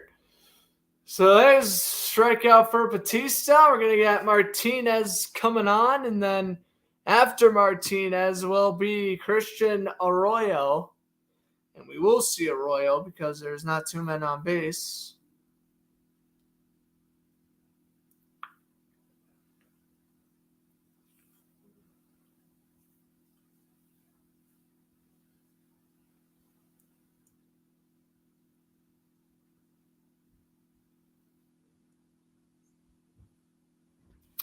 First pitch to Martinez, 100, 4-1.